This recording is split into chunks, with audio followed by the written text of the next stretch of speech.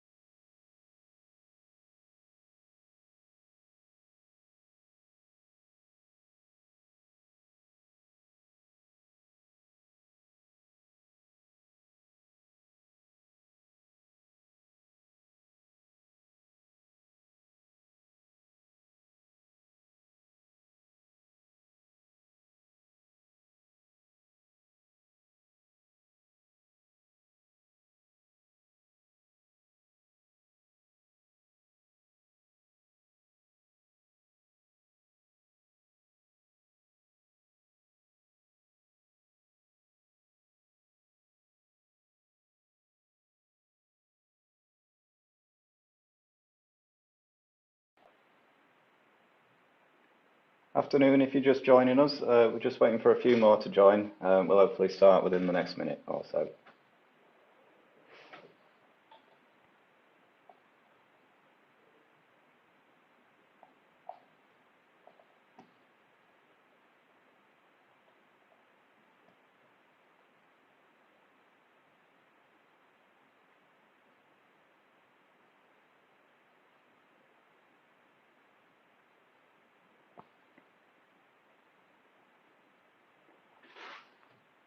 Okay, so I think we've got quite a few of us here now. A very warm welcome and a very good afternoon, everyone. Thank you very much for joining the Connected Places Catapult and Royal Haskoning for our event today on delivering the transition to smart UK ports. I'm Tom White, I'm the Interim Director of Modelling Appraisal here at the Catapult, and it is an absolute privilege for me to be sat here with you all today during what is both an incredibly challenging but exciting time for maritime ports and connected logistics, whether that's in charting our course to net zero, supporting regional growth in our coastal communities, stimulating technology innovation through ports, or increasing export opportunities through international collaboration. There is a genuine growing interest in and appreciation of our sector with real opportunities to have significant regional and national impacts. I'll be your host for the afternoon, introducing our excellent speakers to you and sharing the panel discussions we have a little later on. So if we could go to the next slide, please. And we do have a fantastic lineup of speakers for you today from here at the Catapult, from Royal Haskoning, from our 5 ports that collaborated with us on the use cases. And we also have speakers joining us today from the Department for Transport, BAE Systems, Cranfield University, and advisors to the Department of International Trade. And I would like to just start by thanking all of our speakers, panelists, and collaborators now for their time, their contribution, and for sharing their invaluable experience and perspectives with us all today. Could I have the next slide, please?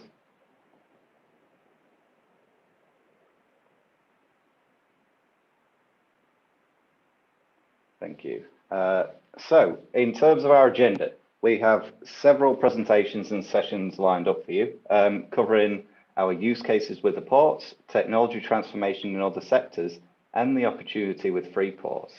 We'll have a brief Q&A session for our speakers from Cranfield, BAE, and on Freeports, which will be followed by a panel discussion with our 5 ports and Royal Haskoning. And for questions to the panel or questions to our presenters, please do use the Zoom Q&A function, not the chat, which will be open to you throughout the event. We're all Zoom veterans now, I feel, but if you're still unsure, you'll find the Q&A button down the bottom there, so please do use it. And as well, Please do mention in your message if it's for a specific presenter, so we can make sure it finds its proper home. Unfortunately, our speaker from the DFT, Jack Harrison, can't stay with us for the Q&A session as he needs to keep the country running, which we're all very grateful for, but he has very selflessly offered to follow up with questions after the event, which we'll collect for him as we go, so please do send those into the Q&A as well. And finally, we'll close today with a networking session that part of physical events that we all miss so much, where you'll be able to select your own themed breakout rooms to meet the ports, technology providers, and other stakeholders to continue the discussions. And really, for the Catapult, the success of our event today means that from joining us, you've seen a new perspective, made that new connection, or something will be different based on what you hear today and the discussions we have, whether that's in how you approach a challenge or the options you might consider. So please do stay with us. And with such a packed agenda, time is obviously very tight for us today. So if I can please ask presenters to please keep to your times. So if we could have the next slide, please. Keeping that going. That's enough from me for now. Let's get going and start our first session, for which I am very happy to introduce to you our first speaker, Henry Che, who is Director of New Mobility Technologies here at the Catapult, who's here to tell you a little bit more about who we are, the work the Catapult has been doing in maritime and ports, and a little more detail on the afternoon ahead of us. So over to you, Henry. Thank you, Tom, for the introductions, and very good afternoon, everyone. I'm delighted to be here with you today to share some of the thought and approaches we have at Connected Places Catapult in supporting the UK maritime sectors, which is one of the most important industry to the UK economy. As an island nation, ports are critical for the UK to remain competitive in the global trade, employs well over 100,000 people and handling 500 million tons of freight every year, which is 95% of import and export by volume and 75% by value. Port essential multimodal transport hubs, vital to the effectiveness and resiliency of our national logistic networks and supply chains, and to the success of the industries on which they relied.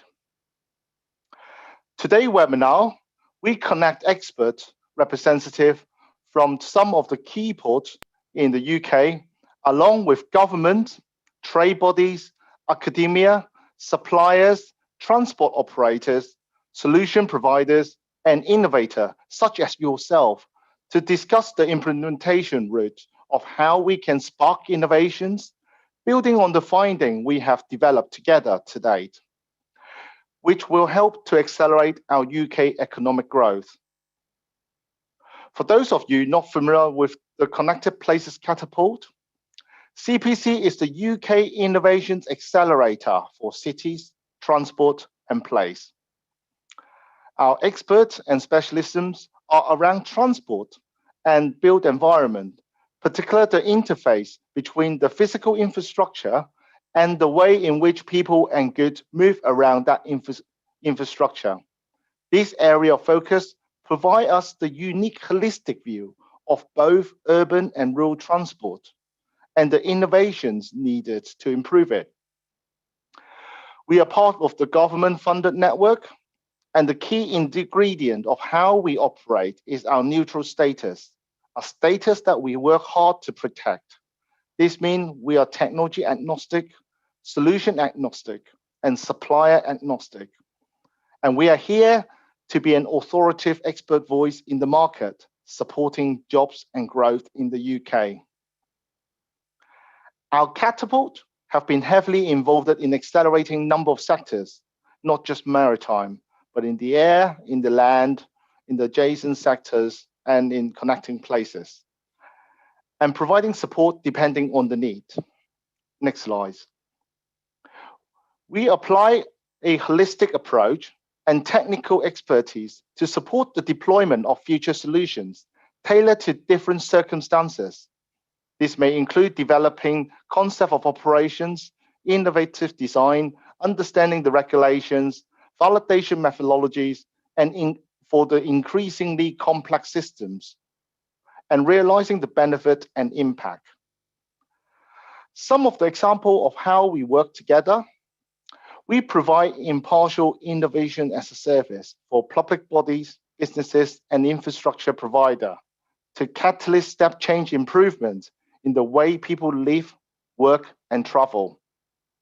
We connect businesses and public sectors leaders to cutting-edge research and technology to spark innovations and grow new markets.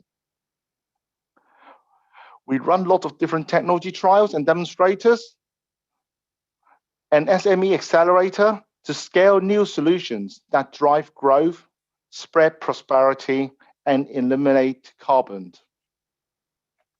Overall is linking investor with startup, linking up solution provider with problem owners, and understanding the regulations and future ways of working to enable innovations. In the next couple of hours, we are going to share all the information with you and how we can work together to accelerate the transition to smarter UK ports. Next slide. During the last year, we worked together with Department of Transport and across the industry sectors with participations with well over 150 stakeholders to develop the Port of the Future visions and highlighting the relevant features of UK future ports, which Khaled later on will be covering about how we took a whole value chain challenge-led approach in establishing the UK vision for ports of the future, with the aims of stimulating the market through greater confidence in technology, identifying and promoting challenge-based opportunities for innovator, build momentum for innovations and collaborations in the sector. Follow on that, to bring the visions to life, we partner with Royal Custodian DGV and working with 5 of the UK ports to look at how to translate the visions into clear, actionable use cases as the next level of activities from our UK-wide view. Later today, we'll bring together all 5 ports together onto one panel talking about the challenge, with you raising the questions. Also, we'll be present and unveil the Freeport playbook, which we are about to launch. Tom and Ibrahim will be sharing later on how it will stimulate innovations,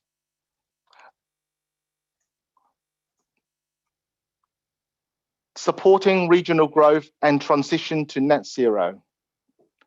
We have been proactive and taken an initial broad first view of potential operating model, opportunities, and international example to start the conversations.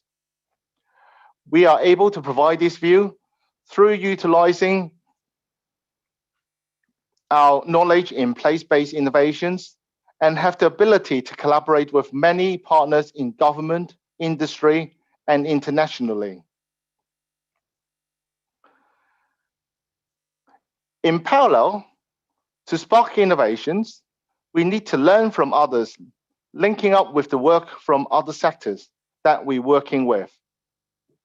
I'm delighted to bring in our deep academic alliance, John from Cranfield University, to share the latest research and development in the aviation sector, which illustrate the synergy between the sectors.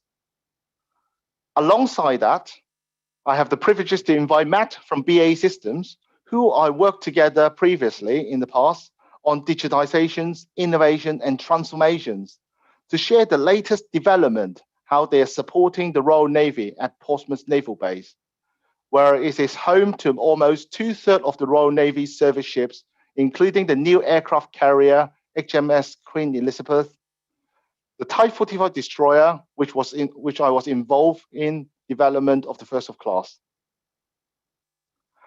After today,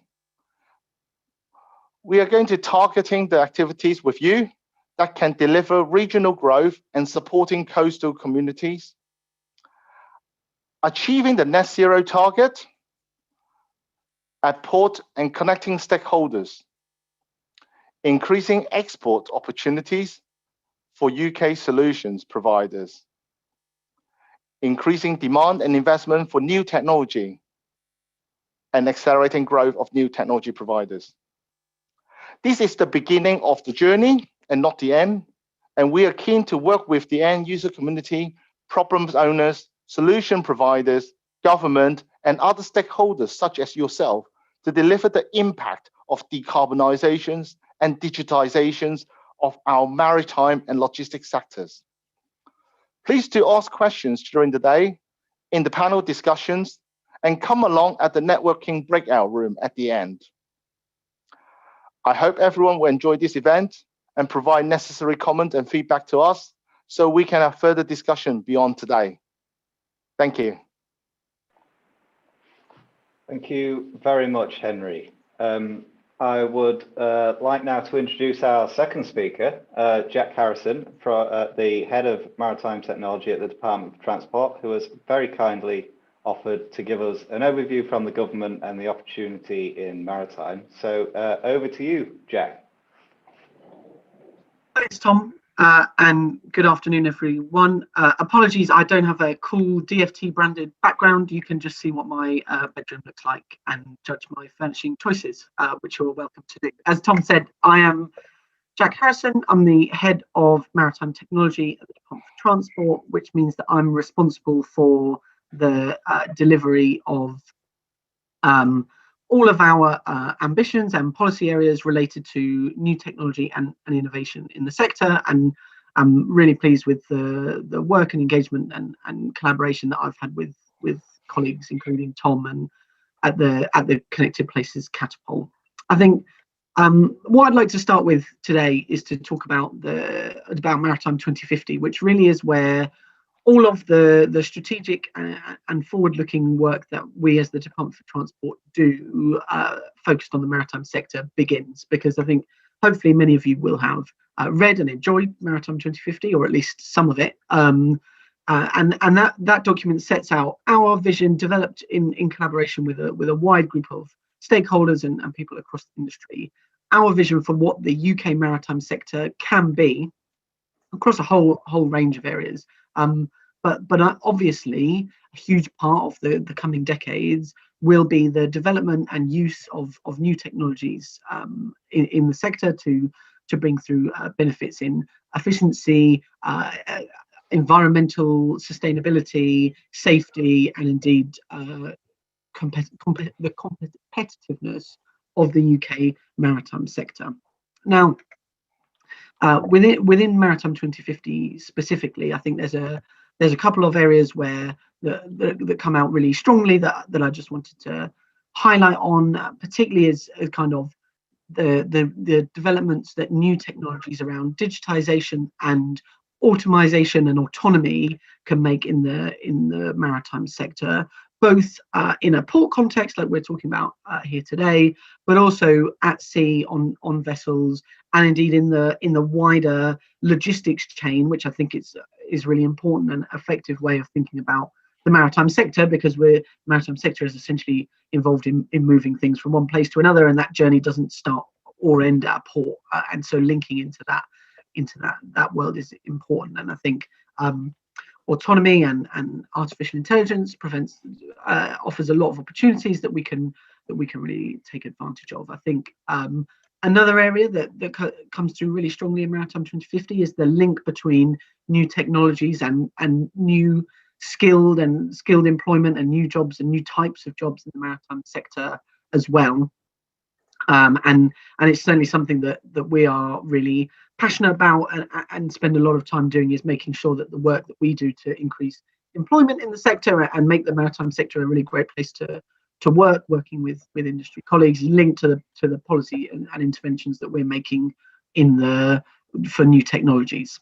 So that's a really key element of the wider technologies that we're looking at. But smart ports is what we're here to talk about today, and Maritime 2050 talks about the kind of benefits that new digital processes and digitization of existing processes and as well, particularly taking advantage of the new access to data and using the data that the sector is already collecting more effectively to help make ports more efficient, easier to run, and better connected with the wider system.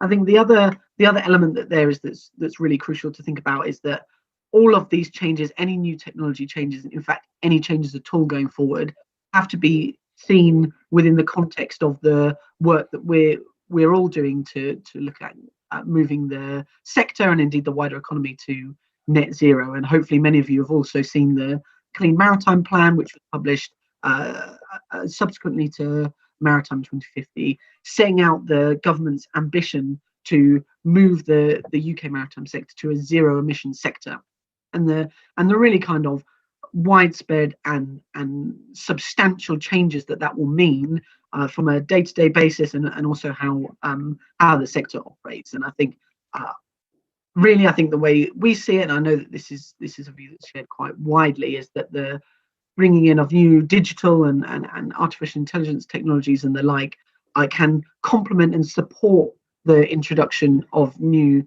zero emission fuels and other kind of infrastructure needed for the decarbonisation of the sector. And it's important that we link those ideas together all the way through. And I know that later on we're going to hear about some ideas related to decarbonisation of the sector, and that link is really important. We've touched, Henry touched a little bit on Freeports already. Obviously, many of you will have seen that the Freeports bidding process opened a few months ago, and then at the budget recently, the Chancellor announced 8 Freeport locations in England.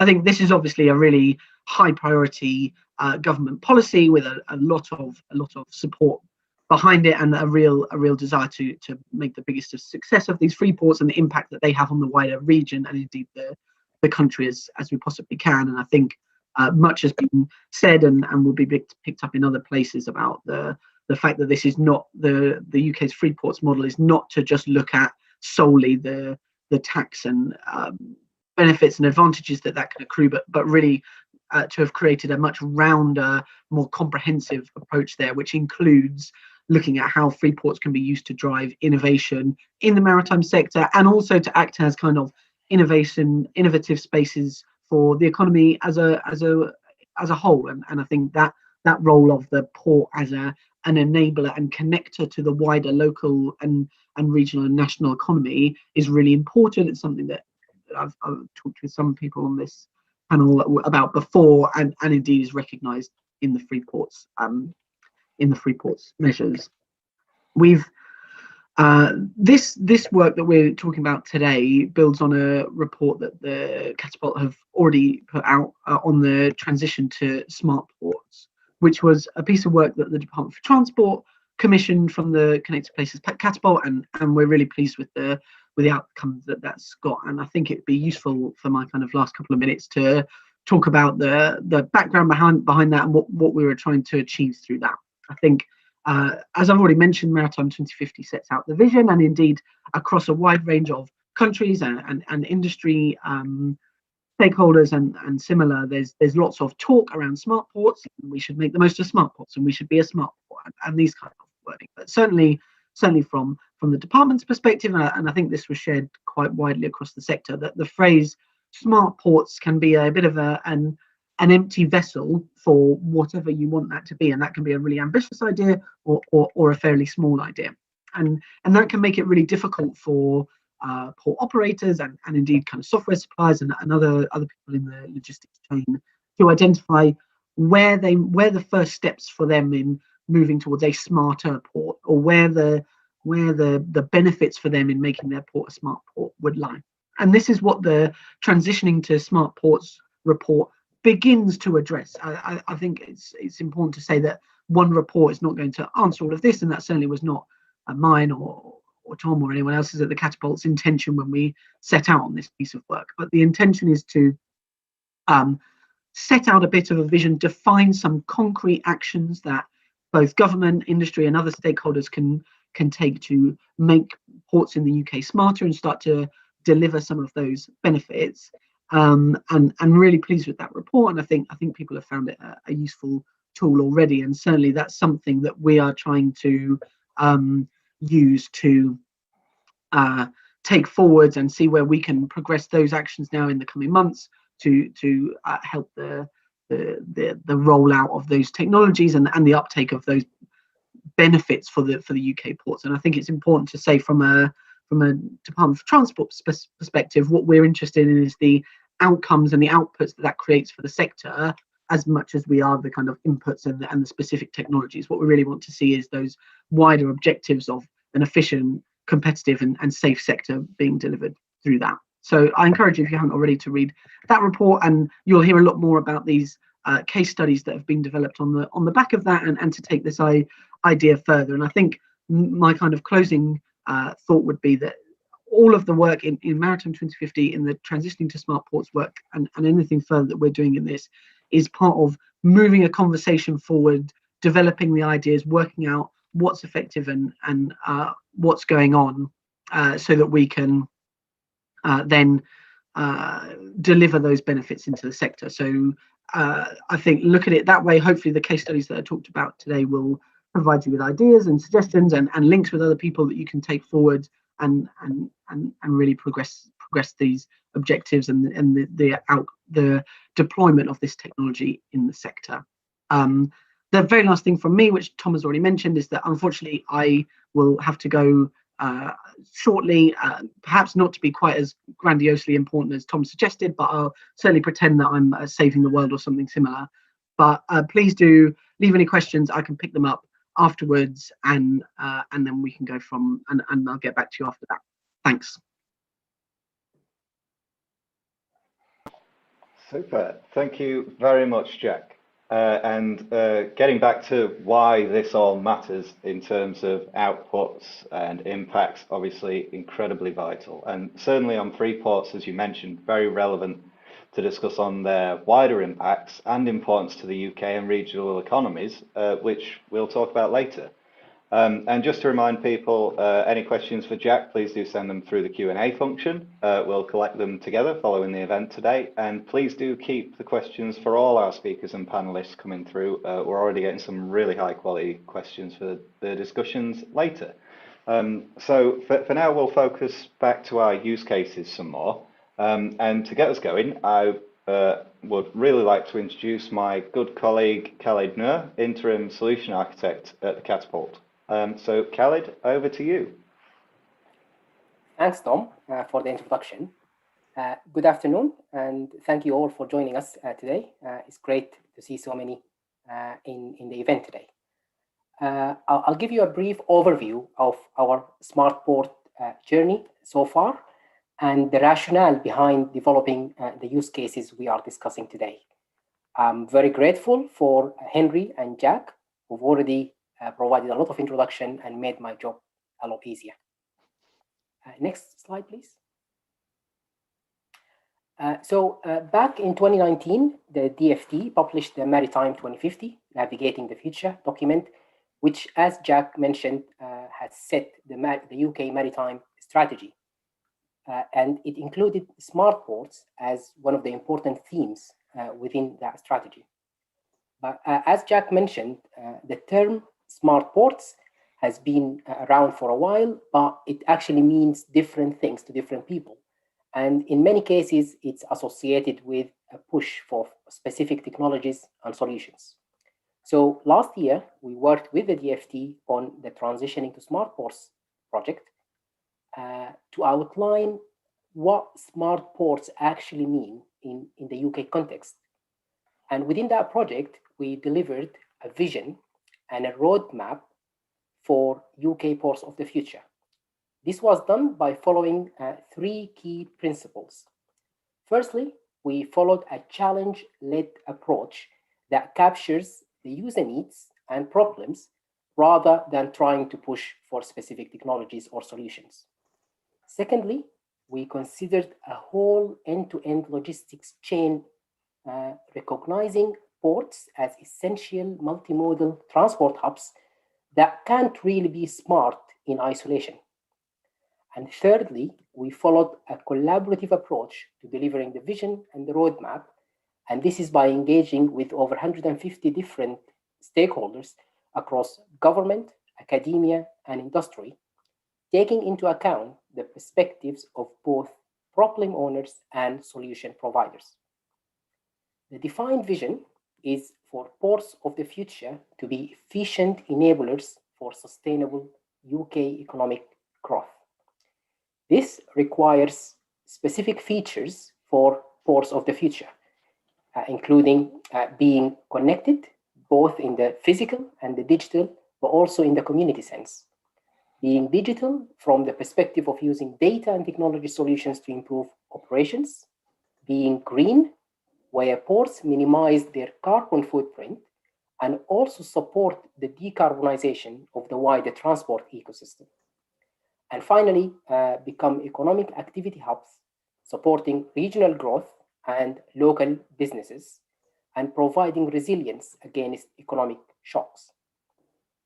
To realize these features, we identified 4 focus themes, as you can see in the slide, which are digitalization, decarbonization, people and culture, and holistic collaboration. For each focus theme, we've captured relevant challenges and proposed solutions and activities to address such challenges. We tried to remain technology agnostic throughout our work and targeted a more broader set of interventions that can enable the realization of the vision. Next slide, please. So to support delivering the vision and the transition to smart ports, we then worked with Royal Haskonen and 5 UK ports to deliver the smart port use cases we're discussing today. Our approach was to firstly align with the Maritime 2050 strategy and the Ports of the Future vision that we've developed last year. To target specific real operational challenges faced by ports in the UK, and to bring the perspective of ports with different ownership and operational models.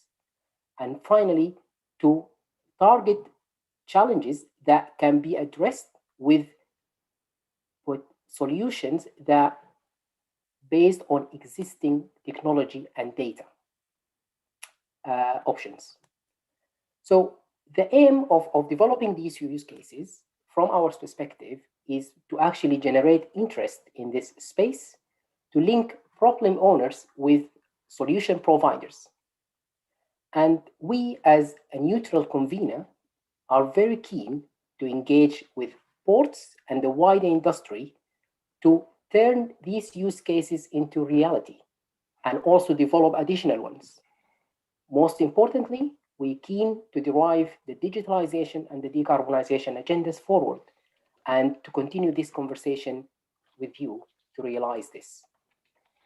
Now we have a recorded presentation that briefly describes each one of the use cases. So thank you very much, and I hope you enjoy the rest of the day. If we can get the video, please. Hello everyone, my name is Richard Willis, Director of Port Operations and Technology at Royal Haskoning DHV. We're really pleased to share our smarter UK port concepts with you and hope you find this quick review of our project interesting. We deliberately tried to pick out achievable problem-solving use cases that are relevant for all kinds of ports around the UK. We've limited the consideration of cutting-edge technology, instead focused on bringing together existing tools to create new combinations that can solve challenges in the near term, really bringing smart ports to life and pushing forward Maritime 2050. My colleagues and I will give you a quick tour around the UK to look at our project topics as a warm-up for the general discussion panel session later. All the concepts are available online to read in detail at your leisure. So, first around the map is the use case developed with our friends at Portsmouth International Port. We've developed a concept for a virtual pre-gate for ferry traffic arriving for export departure at the port. The challenge was to find ways to monitor and manage freight traffic before it arrived at the port gate, particularly with consideration of the new rules for pre-clearance before coming to the port, to minimise the number of problematic trucks arriving. Currently, the port allows receipt of freight up to 12 hours before the ship, which can reduce future storage capacity and productive utilisation of the constrained port land area. As well as being on a restricted footprint, the port is an integral part of the City of Portsmouth. The Council is implementing a clean air zone to improve air quality in the city. Port traffic is exempt from this, but efforts to streamline port entry from the motorway are encouraged to reduce waiting time and idling engines of trucks queuing to enter. So to meet this challenge, we considered a concept to create a virtual pre-gate on the upstream motorway network. The booking data for export freight, both trailers and trucks, would be brought in from the ferry operator system, combined with GVMS and inspection data from a community system platform, and this checked against the vessel schedule and the port's own yard planning strategy from their terminal operating system. ANPR portals can capture truck identities at speed. Over 70 miles an hour is quite feasible, as many of us know, and then this is checked against the booking status set by those previous 3 data elements. To minimize data network traffic and time loss, the cameras would use edge computing to check this status.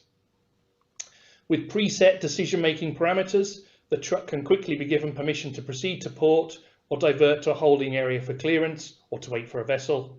This can be communicated at a digital signboard or an overhead matrix sign at positions along the next motorway stretch, well before that final run-in into the port. This will allow truckers to leave the motorway to visit a triage or a parking location. A mobile app and suitable digital signs in waiting zones can be used to signal to truckers when to come forward to the port. This can also be used to communicate inspections or vessel schedule delays. Once inside the port, the same app could also be used for loading instructions, which could improve the safety and efficiency of vessel operations too. The technology in this case is not new, from ANPR to community systems, which have been around for years, but that combination of data sharing and use is more challenging to implement. Bringing together all those data owners and promoting the collective benefits for a more controlled interchange at the port. We see this concept could be trialled for a ferry operation, as at Portsmouth International Port, but is equally transferable to many other ports around the UK.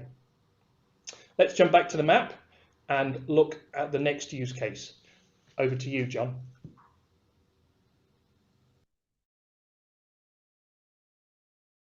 Hello, my name is John.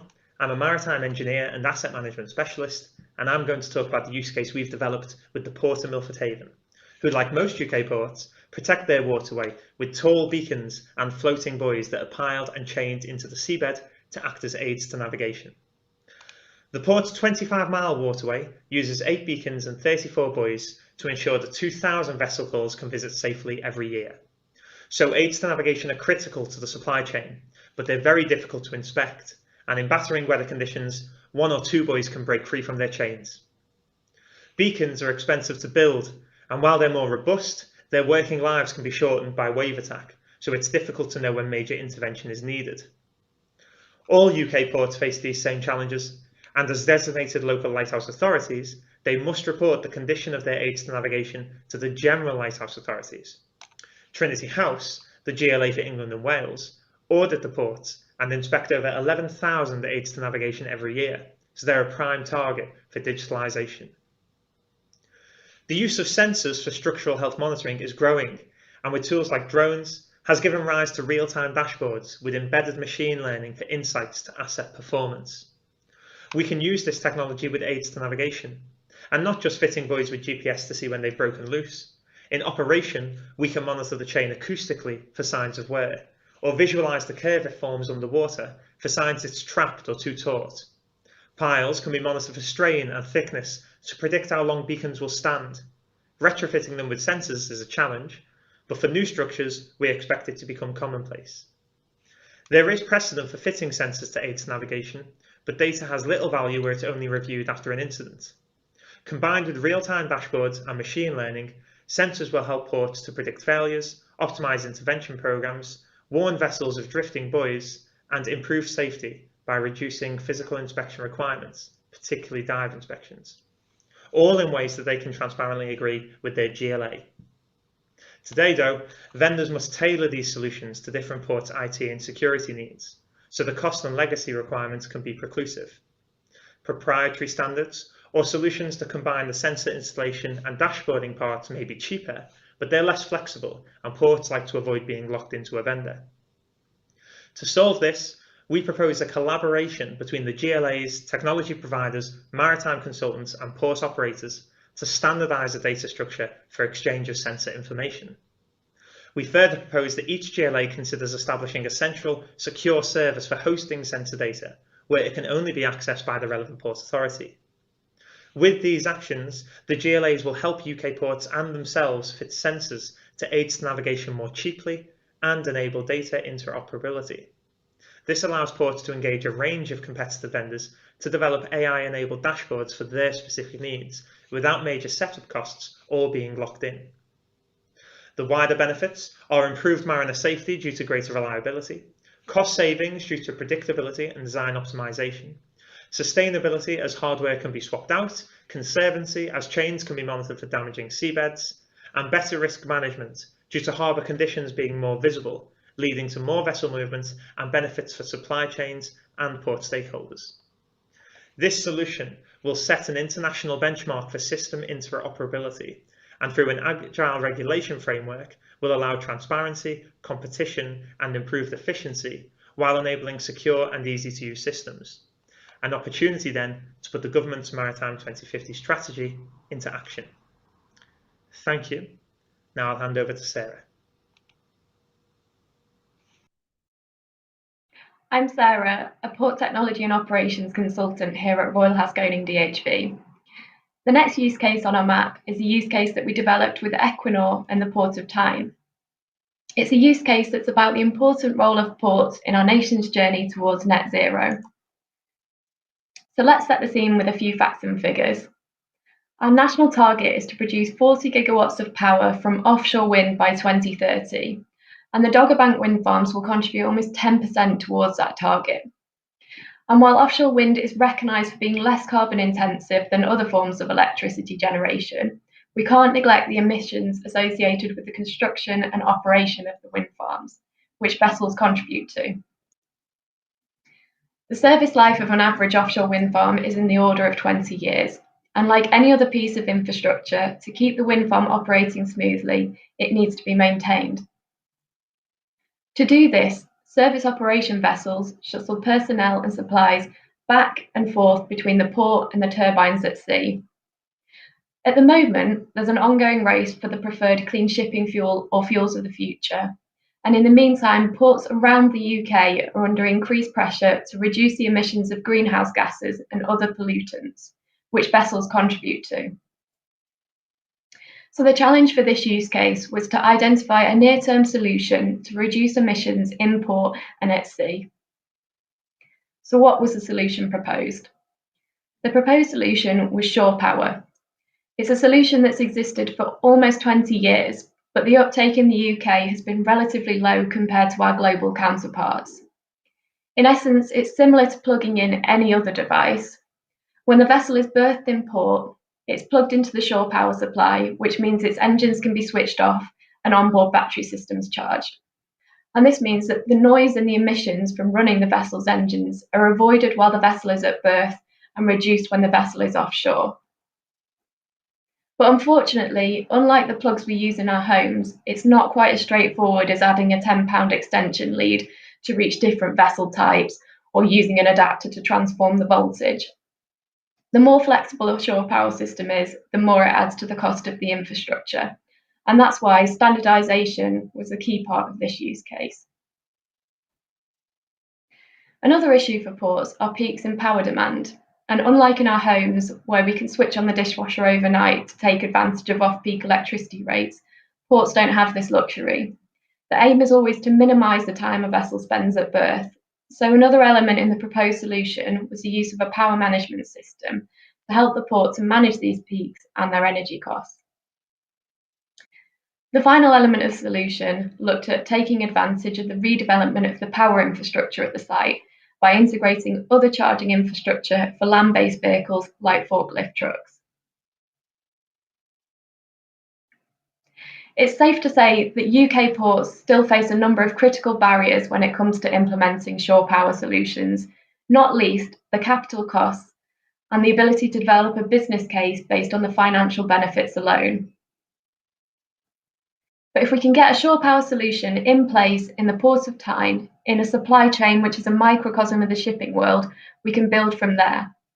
It's a use case that can be replicated as other industries associated with reaching net zero, from offshore wind to carbon capture and storage, expand. And on that note, I'll now hand over to my colleague Caroline for the next use case. Hello, my name is Caroline Price and I head up our Green Ports team at Royal Haskoning DHV. One of the biggest challenges for ports in the future is how to maintain operational resilience in the face of climate change. Our next use case, which we developed with the Port of London Authority, focuses on this very current theme. The River Thames provides a vital connection route through central London that is critical for transporting people and goods. With predictions of rising sea levels and increased frequency of extreme river conditions, both in flood and in drought, understanding what climate change means for the river levels is key. The Thames is a complex and busy navigational route with various constraints from both an underkeel and overhead perspective, wrecks on the riverbed, limited clearance bridges, for example. Informed passage planning with a particular awareness of how the river levels change at different states of the tide is therefore essential for safe and successful operations. Because of these qualities, the Thames is one of the most studied rivers in the UK, and myriad datasets exist that capture information about how water levels have responded historically to the influence of natural and human-induced factors. Tide, weather, water extraction, operation of the Thames Barrier, for example. Some future predictive modelling is also available, flood risk mapping maintained by the Environment Agency, for example. And there is also comprehensive static guidance on passage planning, supplemented by real-time data and expert advice produced by the PLA. Whilst this approach enables the safe management and operation of the river, taking a more dynamic and digitally supported approach could enable more agile planning, maximising capacity whilst maintaining safety. To achieve this, we considered the concept of developing a self-learning river-level prediction tool to inform operational decisions. Using machine learning, the model could compare historical influencing data with river-level data to identify cause and effect patterns and trends that repeat over time. By doing this, the model would start to understand how the river levels change in response to a range of factors as they combine in different ways in different locations along its length. With enough human input to guide the handling of any exceptions, the learning should ultimately achieve useful levels of accuracy, and thus the model would represent a digital twin of the tidal Thames. As a dynamic model, the digital twin would keep absorbing data from live sources, allowing it to test and refine the learning patterns against actual readings. As more exceptions and new events are added in, the overall accuracy and subtlety of the model would increase, leading to a closer and closer reflection of reality. As well as delivering more predictive certainty for planning short-term operations, eventually the model could be used to explore a range of future what-if scenarios to more accurately predict what will happen to the river levels in the longer term under different circumstances. What if we had a prolonged period of dry weather, for example, combined with additional extraction for drinking water to serve a larger population? Would this restrict access for certain vessels past a certain point? How does this affect freight transport planning and locations of refuelling stations? This ability to constantly update the model and understand the impacts of different scenarios becomes particularly useful when we start looking ahead to things like autonomous and remote-controlled shipping, the potential for new freight routes perhaps, and the broader benefits of modal shift options. River ports are particularly complex to manage, and planning for climate change across multiple locations and operations is a significant challenge. Developing a model that can continue to learn and improve as our climate and our demands on the river change would enable more confident planning, reduce risk for adaptation investment, and ultimately improve resilience. Hello again. Our final use case on the UK tour was created together with Shoreham Port on the south coast. The port owns and manages a diverse estate of sheet pile quaywalls, warehouses, roads, lock gates and buildings, and is responsible for the upkeep and safety of these assets. As is common around the UK, the port handles condition monitoring and inspection of assets with regular physical checks and classification to plan their maintenance and forward investment. This inspection work is led by experts and supported by various engineering standards and practices, but naturally is limited by time, cost and safety within these difficult environments. The outputs may also be influenced by opinion and instinct, and it's difficult to compare and learn from other port strategies too. Our concept here is to make better use of automated inspection tools, such as drones, sensors and video, to enable cheaper and safer inspections, thus permitting more frequent and rapidly deployed data capture from the port estate. Then from this new lake of visual and sensor data, using machine learning tools to automatically identify condition deterioration in assets, cracks, debris, corrosion. With more frequent and lower cost inspection rounds, this then enables the port team to understand more accurately how wear and tear is progressing over time, and it embeds more standardized and data-driven practices. Within a single port, this is technically feasible, but the learning models will take time to absorb enough data to become really useful. Where this can really leap forward is to share inspection data and imagery from other ports and indeed other industries with similar structures, such as dockyards or highway authorities. This extra data supports the machine learning algorithms, and crowdsourced corrections would create more robust results more quickly. With a collaborative group of asset owners, a shared data source with agreed classification standards could become a really useful guide for individual port operators to compare their own inspection results with similar assets in similar environments, bringing more confidence in for maintenance and investment planning. This is particularly important after an asset failure to look back at conditions for warning signs to inform others. There are some obstacles with automating asset inspections, for example, with CAA regulations limiting activities with flying drones. So there's still some work to be done to really harness all the value of these tools. But with other methods, the existing toolkit can already be deployed. A few weeks ago, we tested our own pavement monitoring AI model in Shoreham to see how the road surface analysis tools we already use in highways and in airports would work in the port environment. We are really pleased to see how well this transitioned across without any extra work. You can see here the raw data where the AI tool has tagged road surface issues automatically. That was the last of our use cases. We're really excited about these 5 stories. It shows just a few ideas on where technology and some innovative thinking can help move UK ports towards a smarter, safer, efficient and resilient future. We're grateful to the ports who've been involved, and of course for Connected Places Catapult that supported our project. And we hope these smart port projects gives you some inspiration too. Thanks very much. Hello everyone.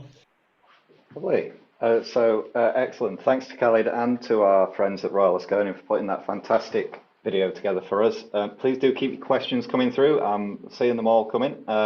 We'll have Richard from the video just watched from Royal Asconian joining us on the panel with the ports a little later on, very soon. So moving on, we all know that technology transformation is nothing if not challenging. So today we've asked 2 very special guests from other sectors to join us and share their knowledge with us on transformation in their own area. So our first speaker is John Horsley from Cranfield University, who is responsible for new research and commercial projects within the transport systems theme that joins together all the transport related activity that across the university's 4 schools. And John has very kindly joined us today to speak on predictive health maintenance and some other themes in aerospace, which you'll recall is a topic just discussed in 2 of our use cases today. So John, thank you very much for joining us, and over to you. Yeah, thanks, Tom. Hello, everybody. Hi. So I'm going to just take you through a little bit of the commonality between the research that we do at Cranfield around the aerospace and the energy sectors, and relate that to smart ports and the areas of it we're discussing today. I should start by mentioning that I didn't break out the abbreviation on my title slide. So the MRO is maintenance, repair and overhaul. So that's an area, certainly in aerospace, which is a high cost category, and an area that we're always looking to improve, and we're improving through digitalisation.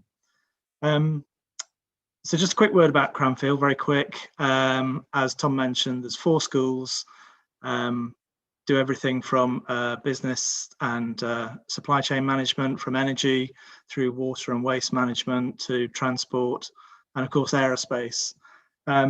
And some of the work is very specific to a sector, but the work I'm going to talk about today is very not specific to a sector.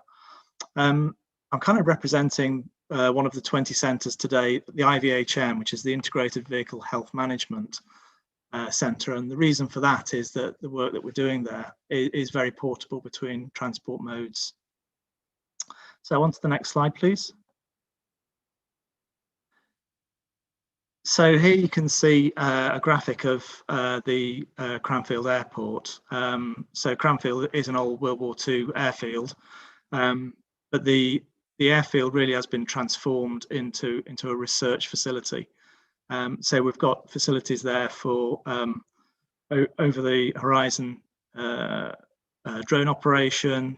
We've got a couple of well, we've got a 737 and a SAR passenger plane that we use for teaching and research, as well as other aircraft. There's a holographic radar, and there's a digital research centre, which I'll mention a bit more about in a minute, plus a lot of other fun stuff as well. We're also building a hydrogen production facility that's owned and run by the School of Energy, but that has obvious links into the whole hydrogen economy and ammonia for marine. But what, you might ask, what has all this got to do with seaports? Well, a lot of ideas that we've developed here can transfer quite easily across into other applications, such as the one that we're looking at today. So next slide, please. So a lot of that development is going to be taking place in a new facility we've got on campus that's just been opened during lockdown, called Dartec. You can see it there. And you can also see all the industrial partners and other bodies within the UK, such as the Connected Places Catapult, who've been involved in the setting up and will be involved with the running of it. So it does have aviation in the title, but as you'll see, a lot of the work that we're going to be doing there will read across to other modes. So let's get into that. If you go to the next slide, please. So for the aerospace researchers, they focus on kind of the 4 A's that you see written there. And as you move in towards the center of the diagram, you can see the different areas of research and relevance. You can see the relevance of those to the industrial partners. There's quite a lot on there, which I think if you're coming from the marine side, you'll recognize is a very common challenge across transport modes. And on to the next slide, please. So cutting that picture a different way, you can see the challenges and the solutions that we focus on at Cranfield. And also how these aren't just kind of chosen because they're interesting research topics. These are really driven from industry and supported by industry, for industry. So these are areas which we can leverage good expertise in the UK, but also they've got global potential for commercial exploitation. And it's kind of interesting at this point just to reflect that a lot of change is often enabled by disruptors. We're coming to the end, hopefully, of one of the biggest disruptors, COVID. But in parallel with that, we've had Brexit, and we've got the whole low carbon, low emissions challenge going on as well. So sometimes these things are really seen as nuisances and challenges, but to be honest, they really have enabled a lot of change, a lot of very positive change. And we're seeing that particularly things like the low carbon economy is really moving on a step with the need to change things due to these disruptors. So on to the next slide, please. So I'll just leave that in the slide pack. The PDF is going to be available after this event, but that just lists down some of the areas that we look at in the IVHM Centre. And if you look down there, you'll see there's not a single word that pins those activities to any one particular transport mode. And when I was putting this pack together, obviously I was very aware that they apply very well to marine and ports, as they do to aeroplanes and airports. Let's go on to the next slide, please. So looking at a tangible example now. So the future of maintenance, repair and overhaul is a big thing. And this is all tied up with a concept we call conscious aircraft and hangar of the future. So it doesn't take a great leap of imagination to picture a plane in the middle of that picture, a ship in the middle of that picture instead of a plane, and a seaport on the bottom right of that picture instead of a hangar. Some of the diagnostics and the prognostics and the maintenance, repair and use of digitalisation would be common across all these things. So one of the biggest challenges that we see in aerospace is the early detection of faults on aircraft, and making sure that we can deduce quite quickly whether these things are airworthy or not. Because just like ships, you know, the turnaround time is the key to making these things economically viable. So if we go to the next slide, please. And one area that we've been looking at, just as a kind of microcosm example, is using UAVs to inspect wing surfaces.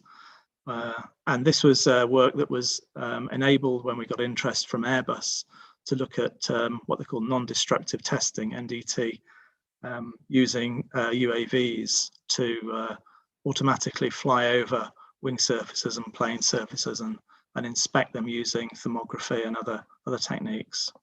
Go on to the next slide, please. So this became an international project with some Canadian collaborators, and in this you'll be able, in fact I do encourage you to follow that link to Firefly Inspect, and you'll see the videos and a lot more information about how this works. So this was working with these Canadian organisations and universities to find a practical way to run these inspections in real time when airplanes are parked out on the apron. So I'll leave you to kind of have a look at Firefly Inspect yourself and spend some time there rather than rushing through it all today.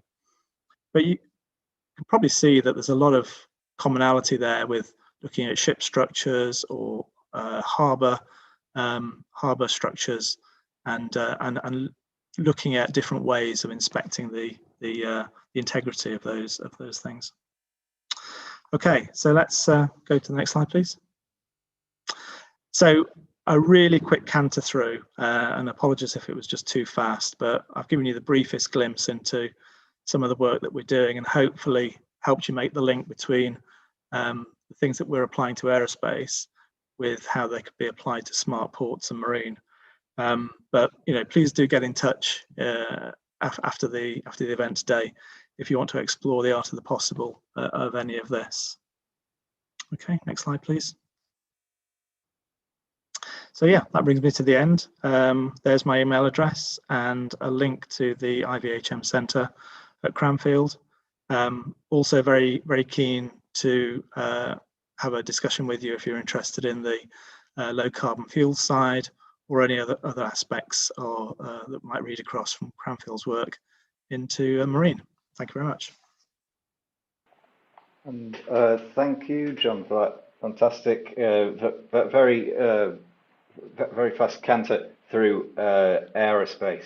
Some really interesting topics there, as you discussed. And yeah, as John says, do encourage you, please do get in touch with John. We've got John joining us for a brief Q&A session as well, together with Matt and Ibrahim in a few moments. So do send through some questions. I've seen a few already come through. So we're going to carry on, continue at pace. And our next speaker is Matt Albans, who is currently head of the special projects at BAE Systems, holding a portfolio covering data and acquisition. And in addition as well, Matt is chair of the Defence Research and Technology Forum at Tech UK, liaising with senior government advisors and officials for industry. And he is also currently part-time seconded directly to the Royal Navy Chief Technology Officer and sits on the panel for decarbonising ports and harbours, hosted by our very good friends at the Knowledge Transfer Networks. So Matt is very kindly joining us today, bringing with him 20 years of experience in defence to talk about the very relevant technology transformation in the sector. So Matt, thank you very much for joining us, and over to you, please. Great, thank you very much. And thank you for taking the 10 minutes to listen to me. I'm going to go through our journey of turning digital profits into profit. And us, along with Babcock, we support most of the Royal Navy's infrastructure in the UK. Next slide, please. Now, what a strange slide to start with. I bet not many of you would have thought that a discussion about smart ports in the 21st century would start off with a slide about the 13th century. But it's important to point out, because when people talk about legacy ports I always have a wry smile because our port is truly legacy. It was formed almost 800 years ago. And actually around the 12th century, it was King John who said, form some walls and create this port. And even today, we are servicing equipment all the way from 1700s. So there is HMS Victory, which you can visit in the historical dockyard.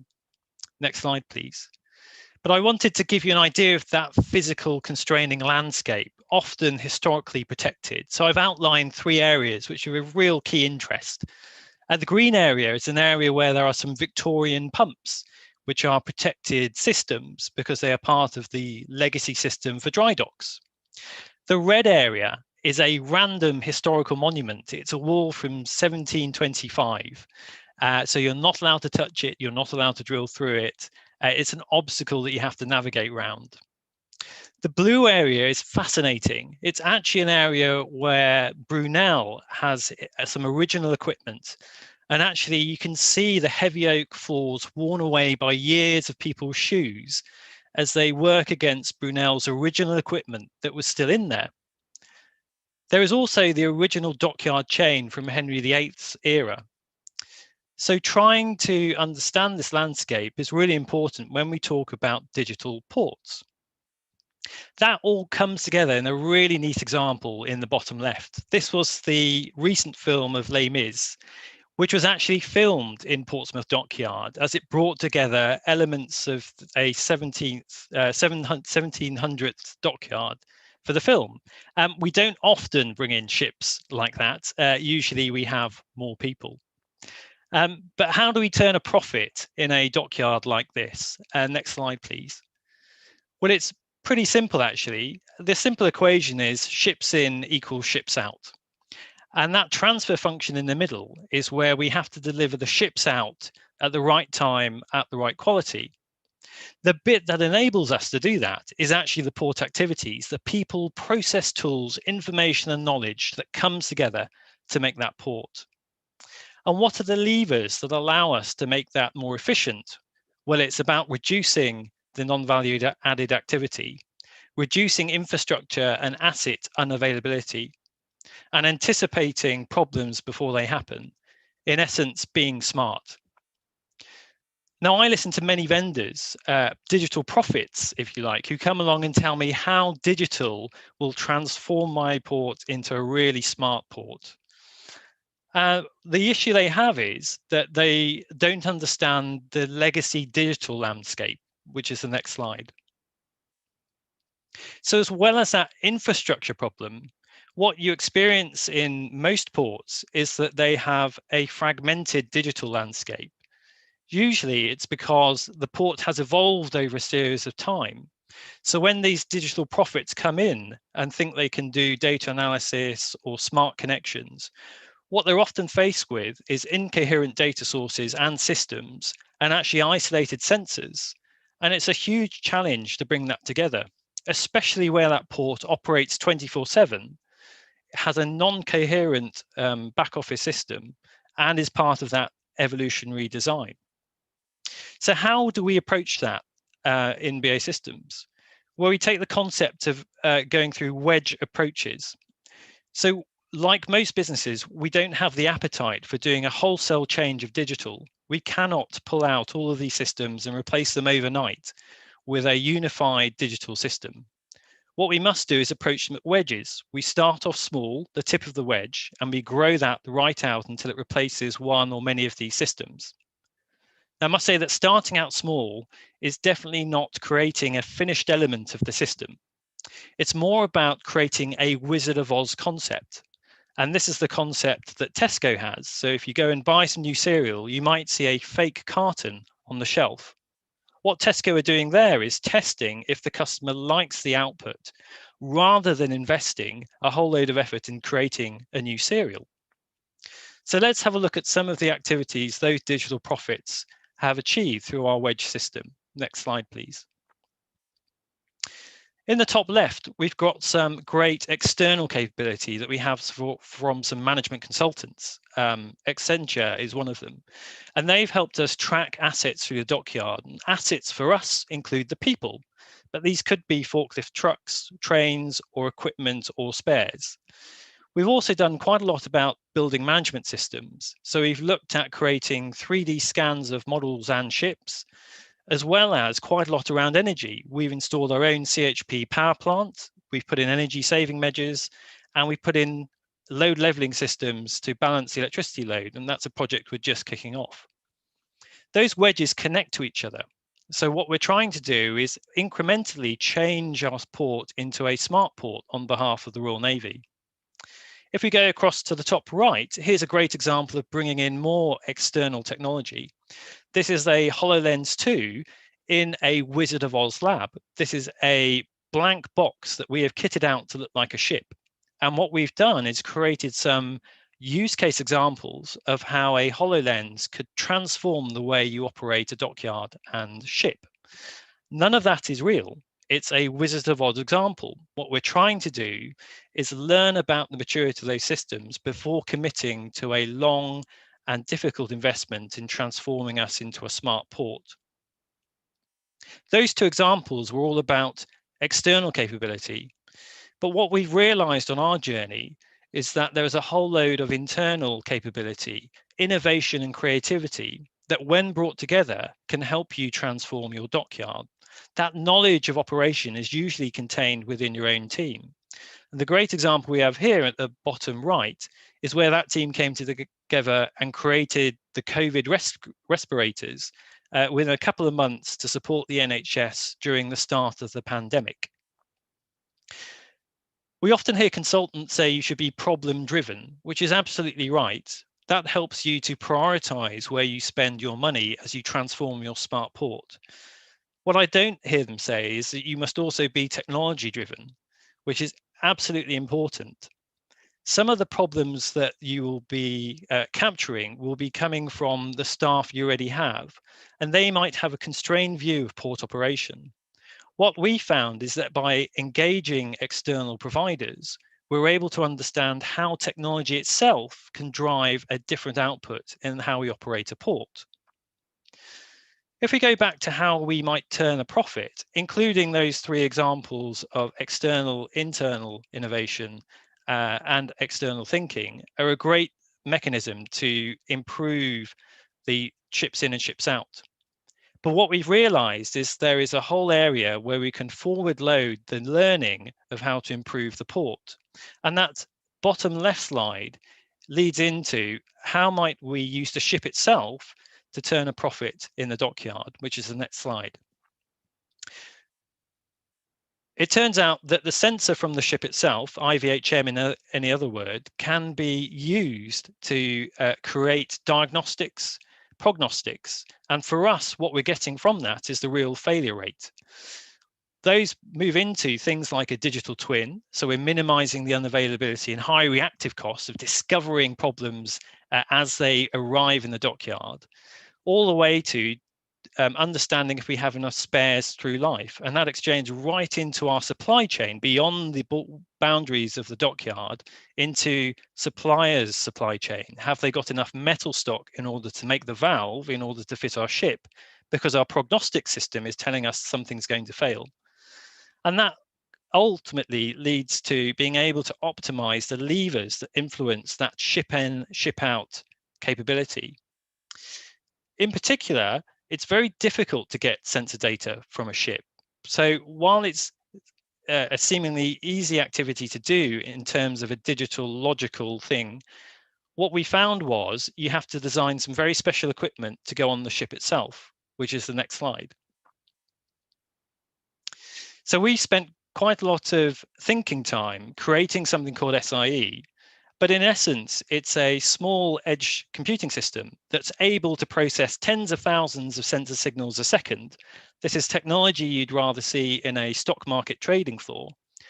Process that through a very high level security framework. And this is technology that we sell into the security services such as MO5 and GCHQ, and then allows you to do quite a lot of analytics on board, both diagnostics and predictive prognostics.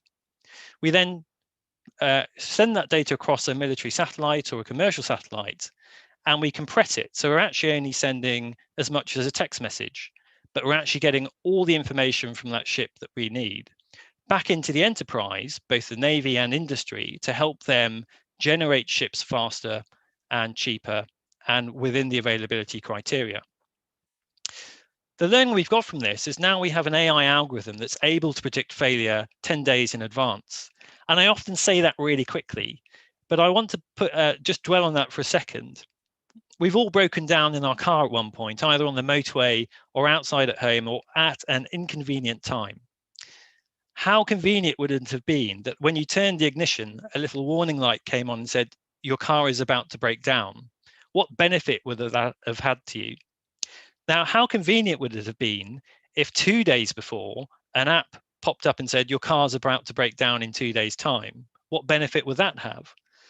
What benefit would it have had if it was 10 days in advance that says your car is about to break down? It's a transformational technology, and we've just published 2 patents around it. What we're hoping to do is that will lead into optimizing the digital chain in the dockyard so that we can then provide a higher availability for the Royal Navy. So that quick canter can be summarized really quickly in the last slide. And what I'd like to focus on is some of the things we've just gone through, albeit very quickly. And I want to focus on the first and last bit. It's really important, especially if you're in a legacy port environment, to approach things in wedges. And those wedges aren't a bona fide system that you're just going to start small with that make high fidelity. They are a Wizard of Oz or contextual demo. It's more important to learn about the system than it is to actually do the system.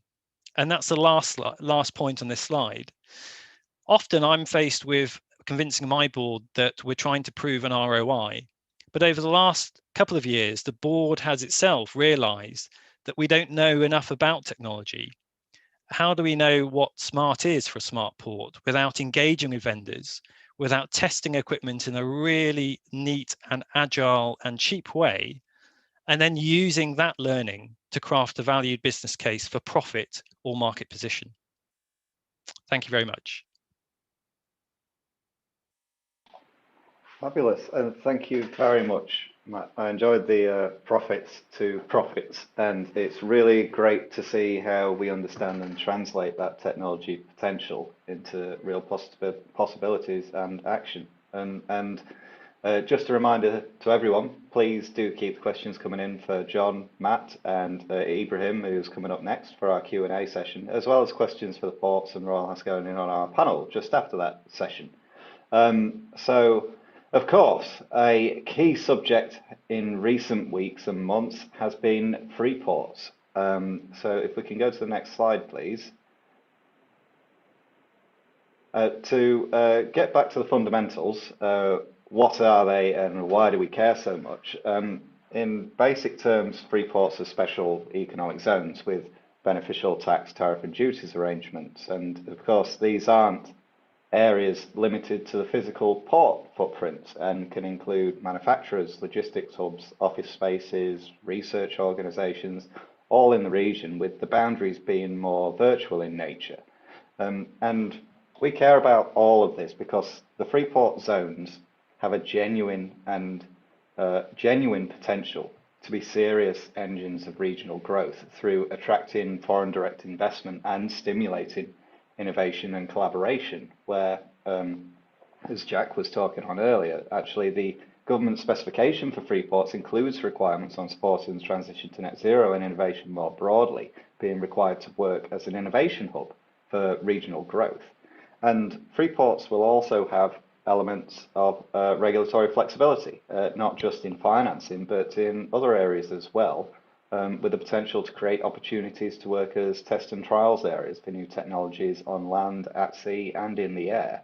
And just to briefly return back to the point on their virtual nature, the operational aspects of Freeports themselves present challenges in how we track goods and material across those virtual boundaries, and actually how we use that opportunity to develop more connected and cleaner logistics and supply chain systems. And finally, just to point out and remind ourselves that this isn't just happening in England, with Freeports also being planned for Northern Ireland, Wales and Scotland, where the latest understanding from the Scottish government is that they'll specifically task their free zones as green ports, focusing on attracting trials and investment and scaling cross-sector clean technologies. So if you go to the next slide, please. So today we'll be launching our own Freeports playbook, which is really meant as a first step in establishing the fundamentals of Freeport objectives, their global positioning, potential benefits and operational models to support the sector. You'll all receive a link to this playbook following our event, and we very much hope you find it useful. To say as well, the Catapult supported several of the bids with our impact focus, both nationally and regionally, which will be vital to realising the vision of these Freeports. And we are incredibly excited to continue working with the successful bids through our neutral position, to engage with a diverse range of stakeholders across the value chain within Freeports, bringing industry, government and academia and more together to identify challenges, propose innovative and practical solutions, and translate innovation into jobs creation and economic growth. For example, from our own perspective, through our SME program and accelerator program, where we have over 2,000 SMEs and startups in the digitalisation and decarbonisation of transport and places.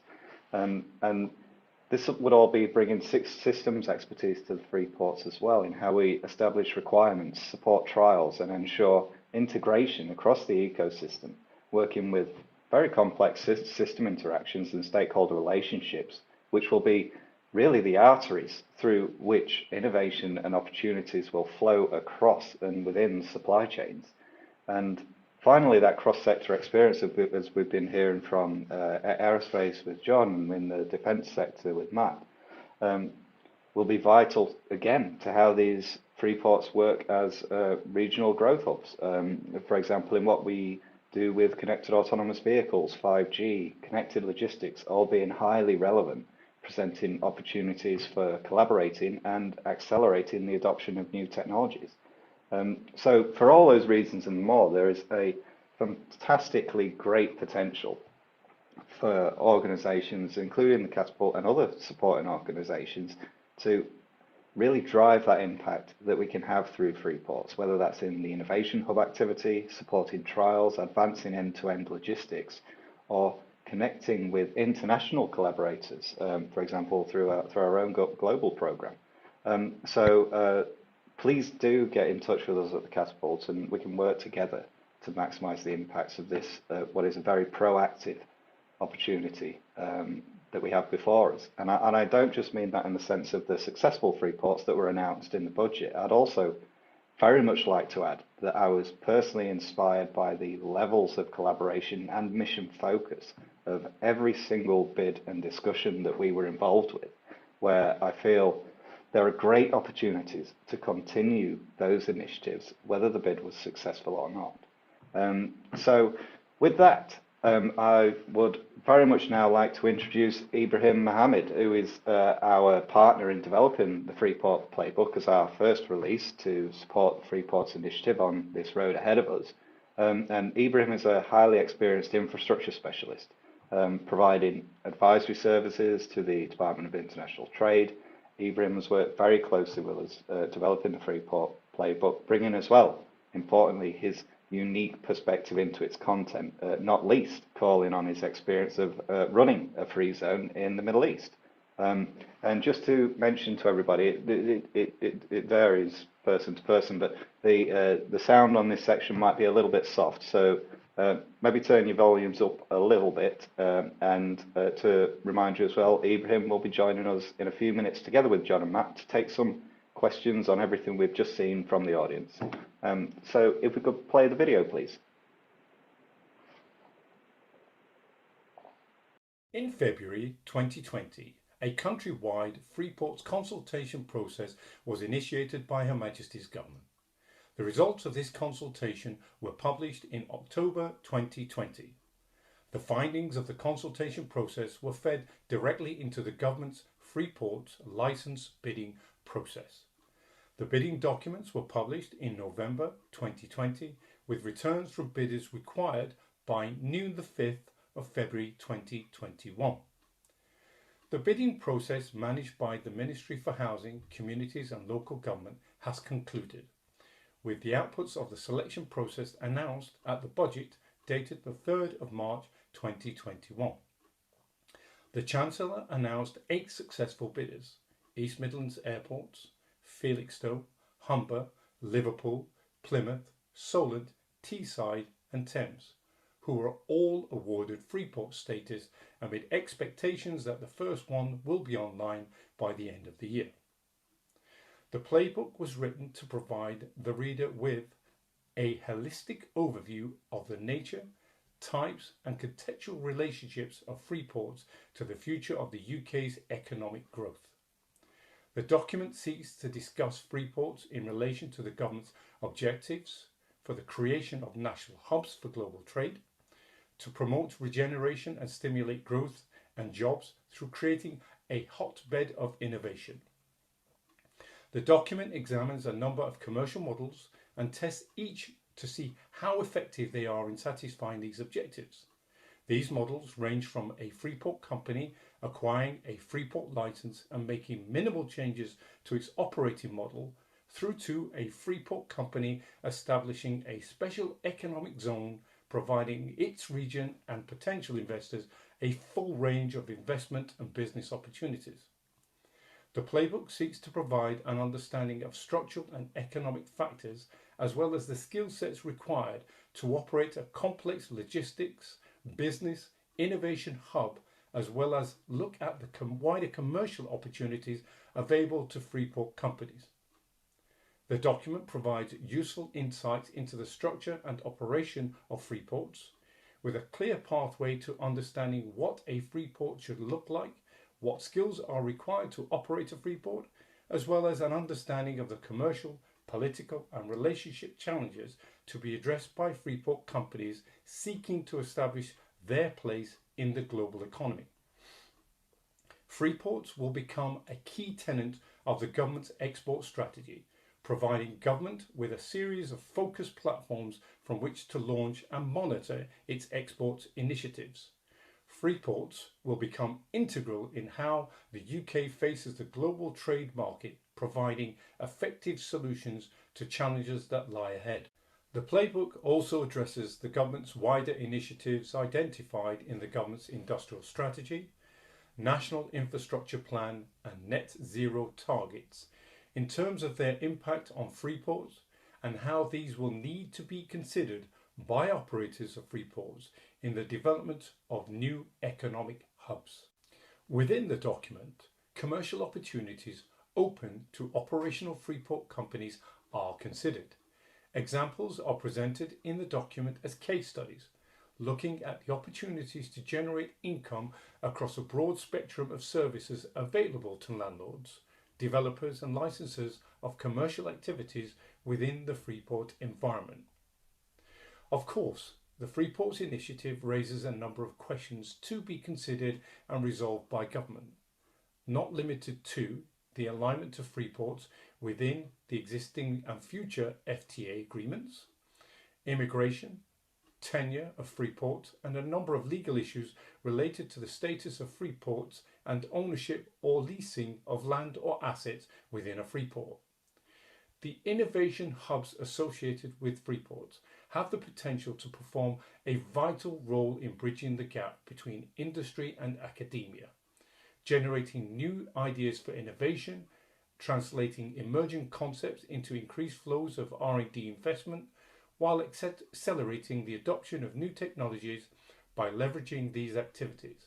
Freeports have the potential to benefit from the expertise and commercial opportunities they bring, supporting the transformation of existing logistics and transportation hubs into regional, national and global economic powerhouses, becoming the gateway to sustainable economic growth in the UK through targeted and planned investment and development. This book provides a snapshot of relevant challenges to Freeport stakeholders. This document aims to inspire further discussion and collaboration while providing clarity on the core elements required to make a Freeport a success for the regions of the UK and for the UK as a whole. Thank you very much.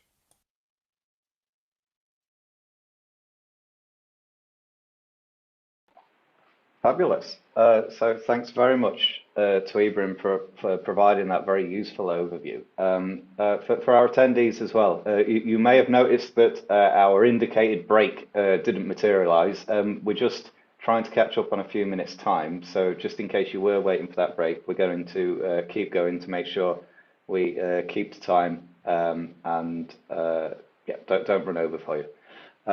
So if I could now ask our presenters, John, Matt and Ibrahim, to join me and turn their cameras and microphones on. Just making sure I can see that. Yes, I can. Fabulous. Wonderful to have you all with us. And thank you all again for those incredibly interesting and useful presentations. We've been having some really good questions come through as we've been going along. And Matt, I was wondering if I could start with you, as one of the questions is around what, from your perspective, was really the biggest challenge in joining those different businesses, functions, suppliers, and users with the Royal Navy, who have a very different and specific set of processes, systems, and ways of working. I think you've just described it exactly. That is the issue. You've got two very different organisations, both contractually and commercially different, who work together. But I think this is where that concept of the wedge comes in. If we were to take a contract from the Navy or a legacy company and say, we are going to create a business intelligence dashboard, what you'd end up with is in prone to failure, because you're taking on something, you're trying to weave together lots of incoherent data.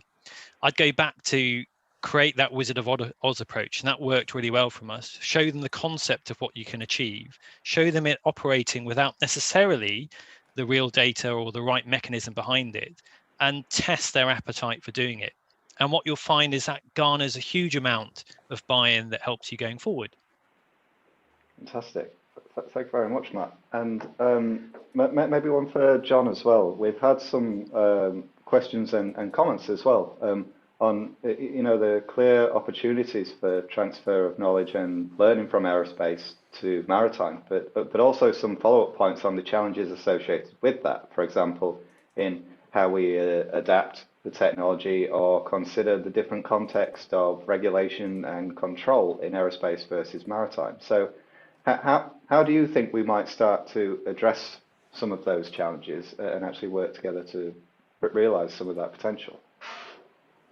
Yeah, sure. So I guess, yeah, every sector is subtly different. It's not a direct read across. I suppose some of the things which are more easily conceivable as pretty easy read across. So things like the UAV surface inspection ideas and so on. You can see that moving across quite easily. But the whole point is that if you remember those kind of circles early on in the presentation, that they encapsulate a lot of technology and ideas and approaches to, and as Matt was saying, the early stage prognostics that will read across, but the actual deployment is going to be slightly different.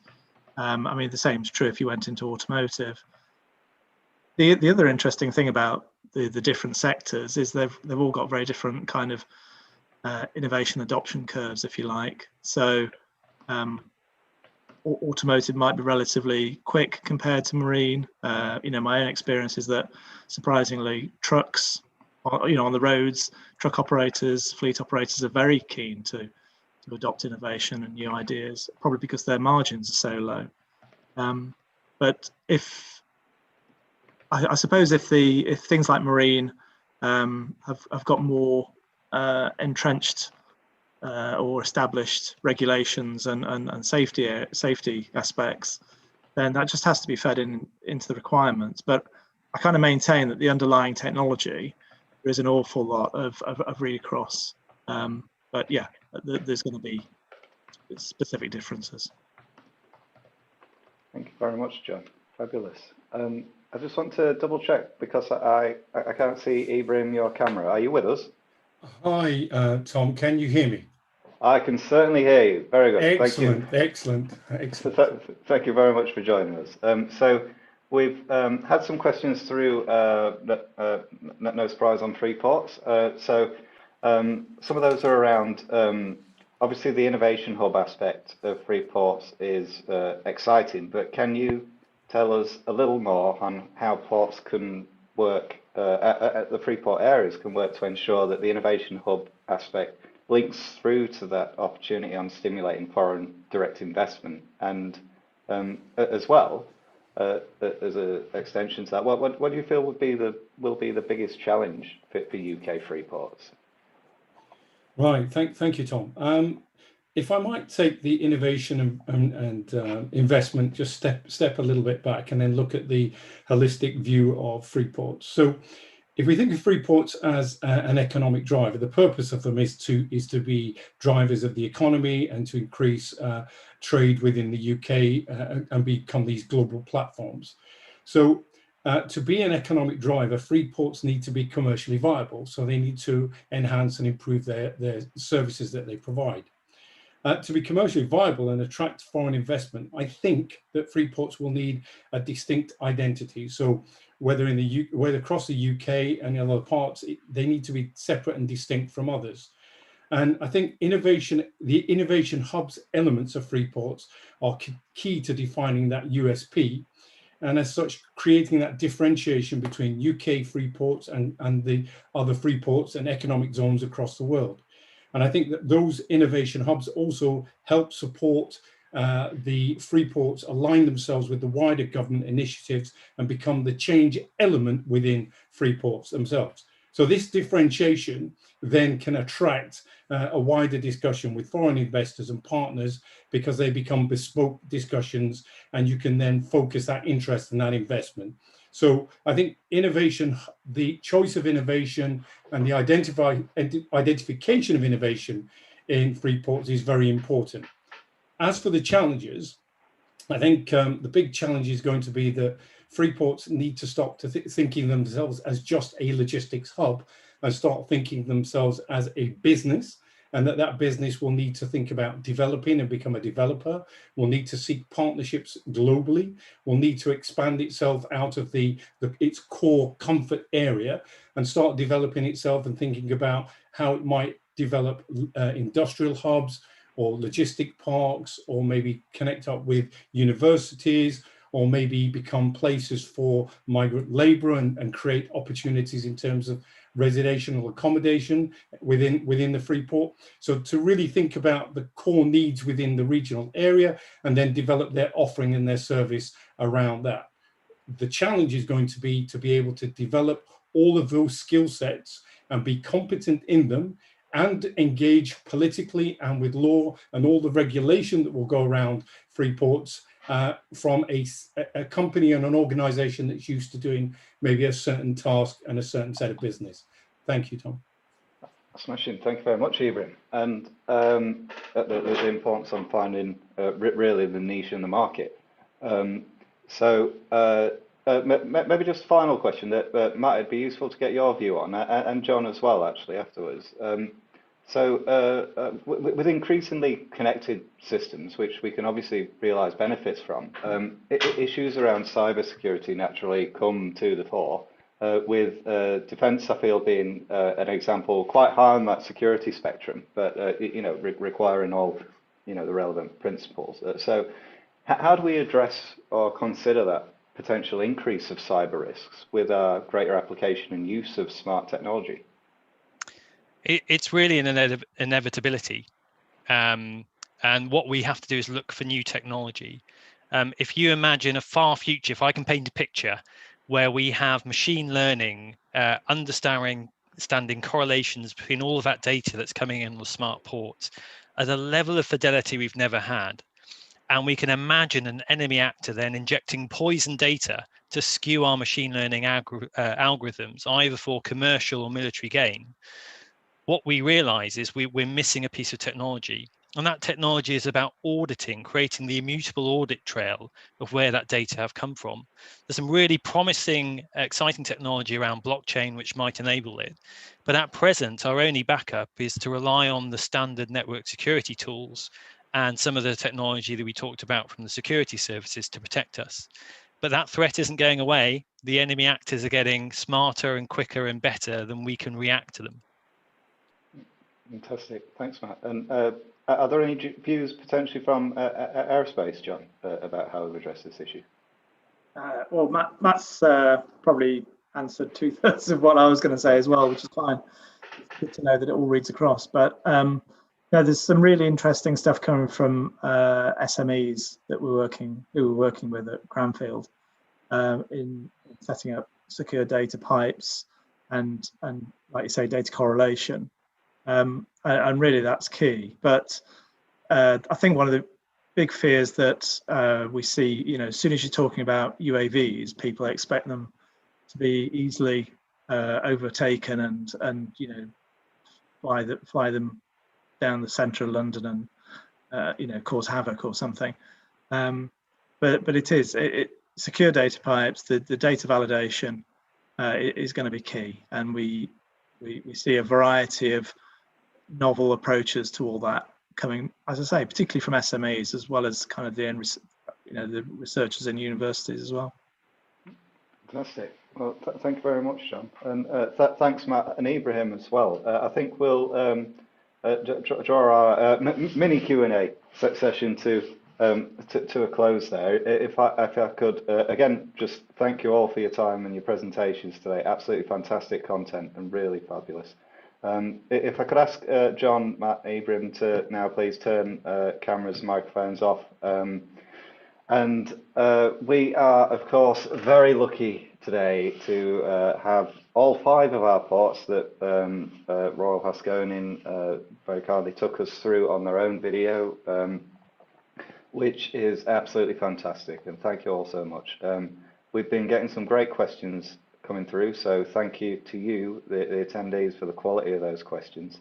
So if I could please ask Ian, Veronica, Brian, Tim, Richard to turn on your cameras and microphones. And what I'd really love to do with us all here is if we could just take a minute or less each and just give us an introduction, who you are, which use case your port worked on together with Royal Haskoning and ourselves, and briefly just a very short piece on what you'd like to see happen following the work we've done in our session today, or what you'd like to get out of the session today. So if I could please start with Brian.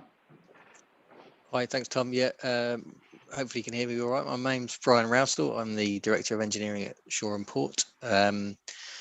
We covered the automated asset and inspection maintenance case study. So I think, yeah, we had some great discussions with Richard and the team about how every port is different, but they all cover kind of quite sizable estates. There's a huge range of assets, both in terms of age and type, and really how it's such a the deterioration of those is quite a relatively slow and incremental process. So looking at how we can get a lot more data and kind of learn from that with kind of regular analysis was the kind of driver for that.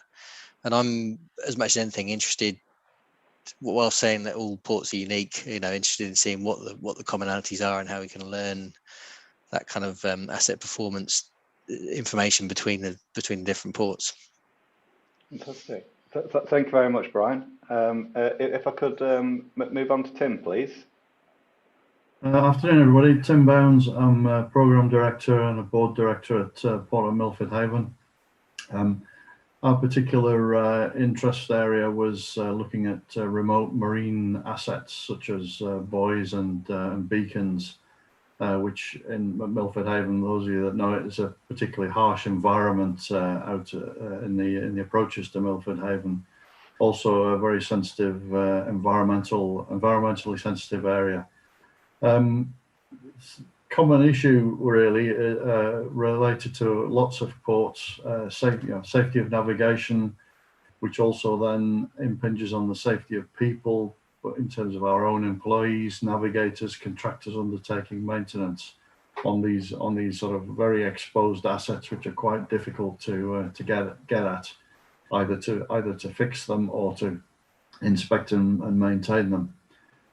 So as such, we don't really see this as a commercial issue. A bit like Brian, this is a common issue to ports all around the world, as well as around the UK.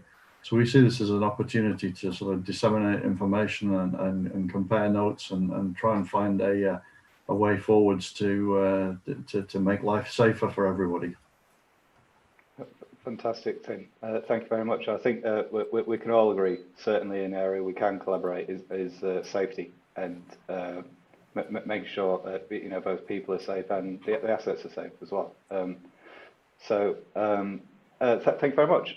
Ian, if I could move on to you, please. Thanks, Tom. Hello, everyone. I'm Ian Blake. I'm the head of IT at the Port of Tyne, and I'm also one of the innovation leads at the 2050 Innovation Hub, which is the first innovation hub in the UK to be fully aligned with Maritime 2050. It's a partnership between Port of Tyne, PD Ports, our friends from the DARE, Department of Transport, Connected Places Catapult, Royal Haskoning, and also Nissan, Essentia, and Ubisoft. The vision of the hub is to progress technological development in the UK port sector by collaboration. So as part of the Innovation Hub work streams and our own Time 2050 targets have been net zero by 2030 and fully electric by 2040, we've looked at various aspects of green energy and have a number of active work packages in this area, one of which is the evaluation of shore power, which was wonderfully presented by Sarah from Haskoning earlier. So from today, I'm interested in learning and collaboration, not just with regards to shore power, but green energy initiatives and maritime technology in general. The Port of Tyne is keen to establish itself as a testbed for new technology and help bring ideas to market for the betterment of the UK maritime sector. So if anybody out there has a prototype, an idea or a concept, get in touch and let's see if we can breathe some life into it. Thanks, Tom. Fabulous. Thanks very much, Ian. Sorry, but Veronica. Hi, good afternoon, everyone. I'm Veronica Chend from the Port of London Authority. I'm the Senior Advisor on Air Quality and Climate Change. So the Port of London Authority have recognised the importance and the impact of climate change on the operation of the port. So we have contributed to the Climate Resilient River Operation case study and see how developing a self-learning river level prediction tool can help the port to adapt to and prepare for climate change. Today, I'm interested in understanding the challenges from other ports and hear more about how they're planning to tackle those challenges. Super. Thanks a lot, Veronica. And of course, the London case study, interesting from my perspective. We talk a lot about how we reduce climate change, but obviously there's a certain level that we have to start planning for the future and how we're going to do that, and that affects everybody. I think much to what Tim said as well, it's a global challenge. It's not limited to one place or another. So thank you very much. Richard. Hi everyone, I'm Richard Willis. I'm our Director of Port Operations and Technology at Royal Haskoning DHV. You've seen me already before in the video, so I won't talk too much. We've worked on this project, leading our team and working with the ports in bringing together these use cases. We've shown you 5 today, but actually during the process of the project, we probably had, I don't know, maybe 50 different use cases of where we could use technology to solve problems in UK ports. There's loads of opportunities. And really, we're all about trying to make the Smart Port Vision and the Department for Transport Maritime 2050 vision come to life and actually be implemented and start to solve some of these problems. Smashing. Thank you very much, Richard. We also have a 5th port, obviously, with Anissa from Portsmouth, who will join us in a few minutes, and I'll ask her to introduce herself when she does so. But to kick us off with the panel discussion, like I say, we've had some fabulous questions really through. And Tim, I was wondering if I might start with you. From the use case topic of predictive maintenance, can you tell us a little more on how this challenge really impacts on your port business and on the region?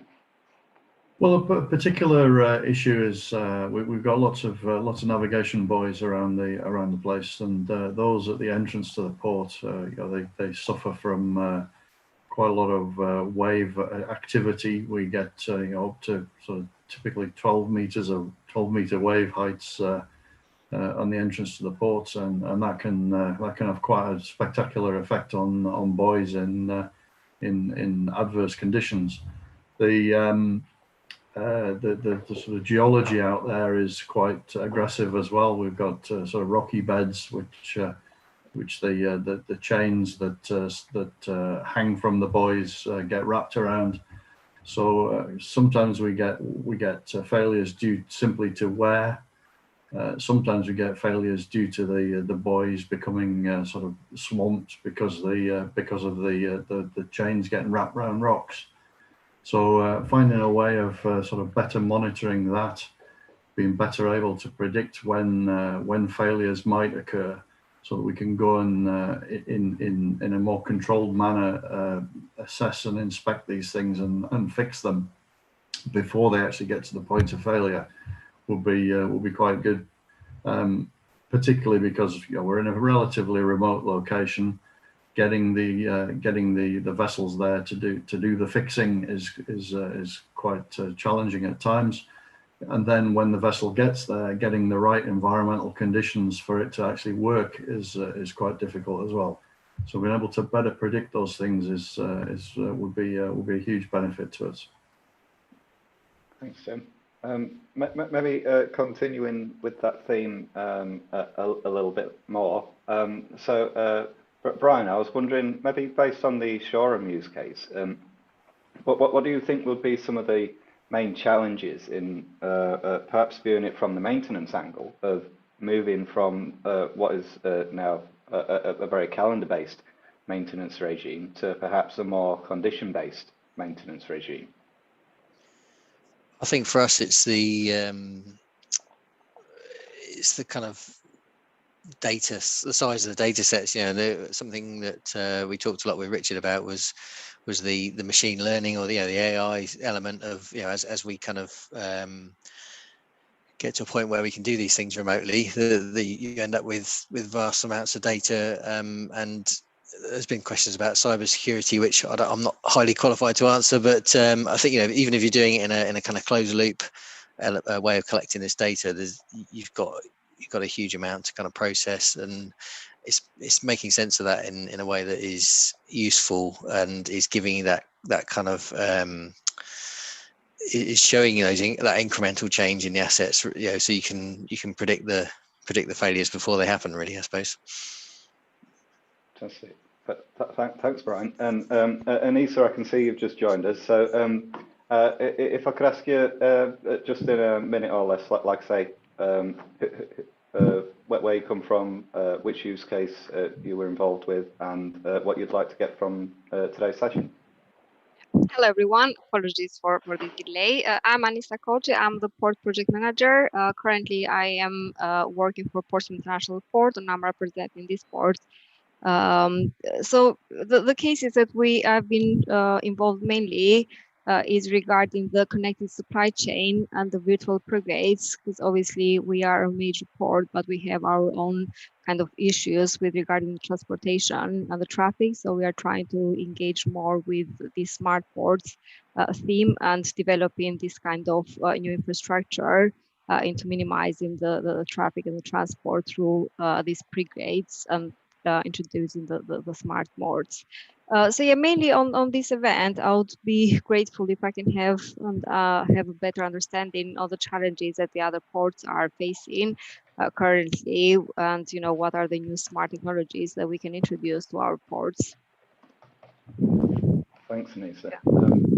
And if I can maybe follow that up with a question straight afterwards for you. So with developed some, together with Richard and the team at Royal Asconian, we've developed some, I think, really good concepts as use cases to solve real life problems. What do you think some of the barriers are going to be in terms of taking those from concept to reality, whether that's establishing business case or having confidence in technology, whatever it happens to be? Yeah, so usually how we what we're trying as a port is to introduce these kind of new technologies on all our new projects. So currently we have installed, for example, some air monitoring, which obviously is going to be live data, which is going to be translated with the transport team at Portsmouth City Council. And this way we can monitor, for example, in real life, what are the emissions from the port, and then we can reduce, the inbound and outbound of our ships, making sure that this is not in connection the same time as the peak times are on the city. And I think that is very important that we introduce the technology and make it as a very important case when we actually develop a business case. So it's just like the way that we are going to present this when we represent our business cases on the government or the council or whoever we are looking for the funding. And I think it's very important that this is taken from the first step of the project, the feasibility study, and we are trying to introduce these new technologies and the approach, how positive these are for the project. And this is like the way that we are kind of working now. So just introducing this from the first stage, like we are doing now the master plan, and the new technologies are very important on the master plan. We are working very closely with the Royal Asconian as well, and just making sure that these are introduced from the feasibility study and not only on the latest stage of the project. And then again, there are so many areas out there and so many, good ideas that we can introduce to each project. It's just making the efforts into bringing everything together. Fantastic, thanks. So maybe a question for Ian then. How do we feel that other organisations and stakeholders such as UK government, innovation groups, academia, can really support some of these initiatives and improving the adoption of smart and green technology at ports? I think it's starting the conversation really. Ports historically have been quite insular and inward looking, and with the advent of the smart port revolution, maritime 2050, whatever you want to call it, there's quite a lot of industry focus on the port sector at the minute. So I think it's key that the ports speak to each other. Yes, we are competitors, but we can also work together. There are numerous aspects we can work on to the benefit of all of us, not just some of us. Things like the Innovation Hub is for the betterment of the whole of the UK port sector. And any ideas that come through that we will share and invite other ports to come and join in as well. So I think it's been open to change, which in itself is a challenge. Recognizing the opportunities that are there, speaking to the right people, involving the right people, and just taking the sector forward with the new technology. It's identifying the areas that will make the biggest difference. Most ports have clean energy targets and their own digitalisation roadmaps. It's just making sure we work together. It's keeping the conversation going, really. Smashing. Thanks, Ian. And maybe to come back to you, Brian, from your perspective at Shoreham, in terms of implementing new or maybe unproven technologies, what some of the barriers from your perspectives, and as well, what could other organisations or other collaborators do to help address those challenges? So I think one of the things that Richard conveyed quite well in the use case was that Shoreham Port as a physical estate, as you can see behind me, is kind of wedged between the beach and a busy city. And if we're talking about unmanned vehicles, unmanned aerial drones and the like, then we've got an issue with public safety, with kind of people's perception of the safety of that kind of technology as well. And I think that's probably the same for a lot of ports. Yeah, we're in areas where there's a lot of interaction with both maritime users and land-based users. So kind of just people getting used to that idea that there's unmanned machinery moving around and that kind of thing is we are going to get used to it over time, you know, like driverless vehicles, all that sort of stuff. But it's certainly going to be a barrier to sort of the perception of safety, I think, in the early days. That's it. Yeah. So maybe it's more of an open question then, if somebody wants to jump in on it. We've had quite a few questions through. A lot of our use cases rely on data to some extent, which we've covered from a cybersecurity aspect, but obviously that's data from lots of different sources. So how do we go about avoiding the usual big data problems of turning potentially vast amounts of data from different sources into, you know, really useful insights for us? I'll have a go at that one if you like. Yep. Yeah, I think big data is easy to talk about. We'll just gather all the data in a massive lake, and then some magical insight will appear from it, which of course is not entirely practical. I think it's having that vision about what you want to achieve as your port. We want to reduce our environmental impact. We want to reduce cost, whatever it is, and then collect the data that might help that, and then it gives you some purpose to creating that data lake. And frankly, ports already have loads of data. It's just in different silos, in different organizations, controlled by different people. So it's much less a technical problem than it is a political and team working problem, like Ian mentioned before. So it's bringing together those groups who agree to share the data for mutual benefit, and then we can move forward from there, I think. I think Richard's hit the nail on the head there. You know, we've already got lots of data. You know, we rely on our excellent IT people to sort of say, well, this is what you can do with the data, and it's trying to bring together all that data, what you can do with it, with what's actually going to be useful in terms of operational effectiveness and cost, getting more cost certainty into the process. So I think it's vital that you've got that IT link there, that because some of the things that I've learned since I've been here are you know, the things that you can do to manipulate data is quite spectacular. So following on from that point on connectedness and you know, the political problems sometimes, and not really a technical issue.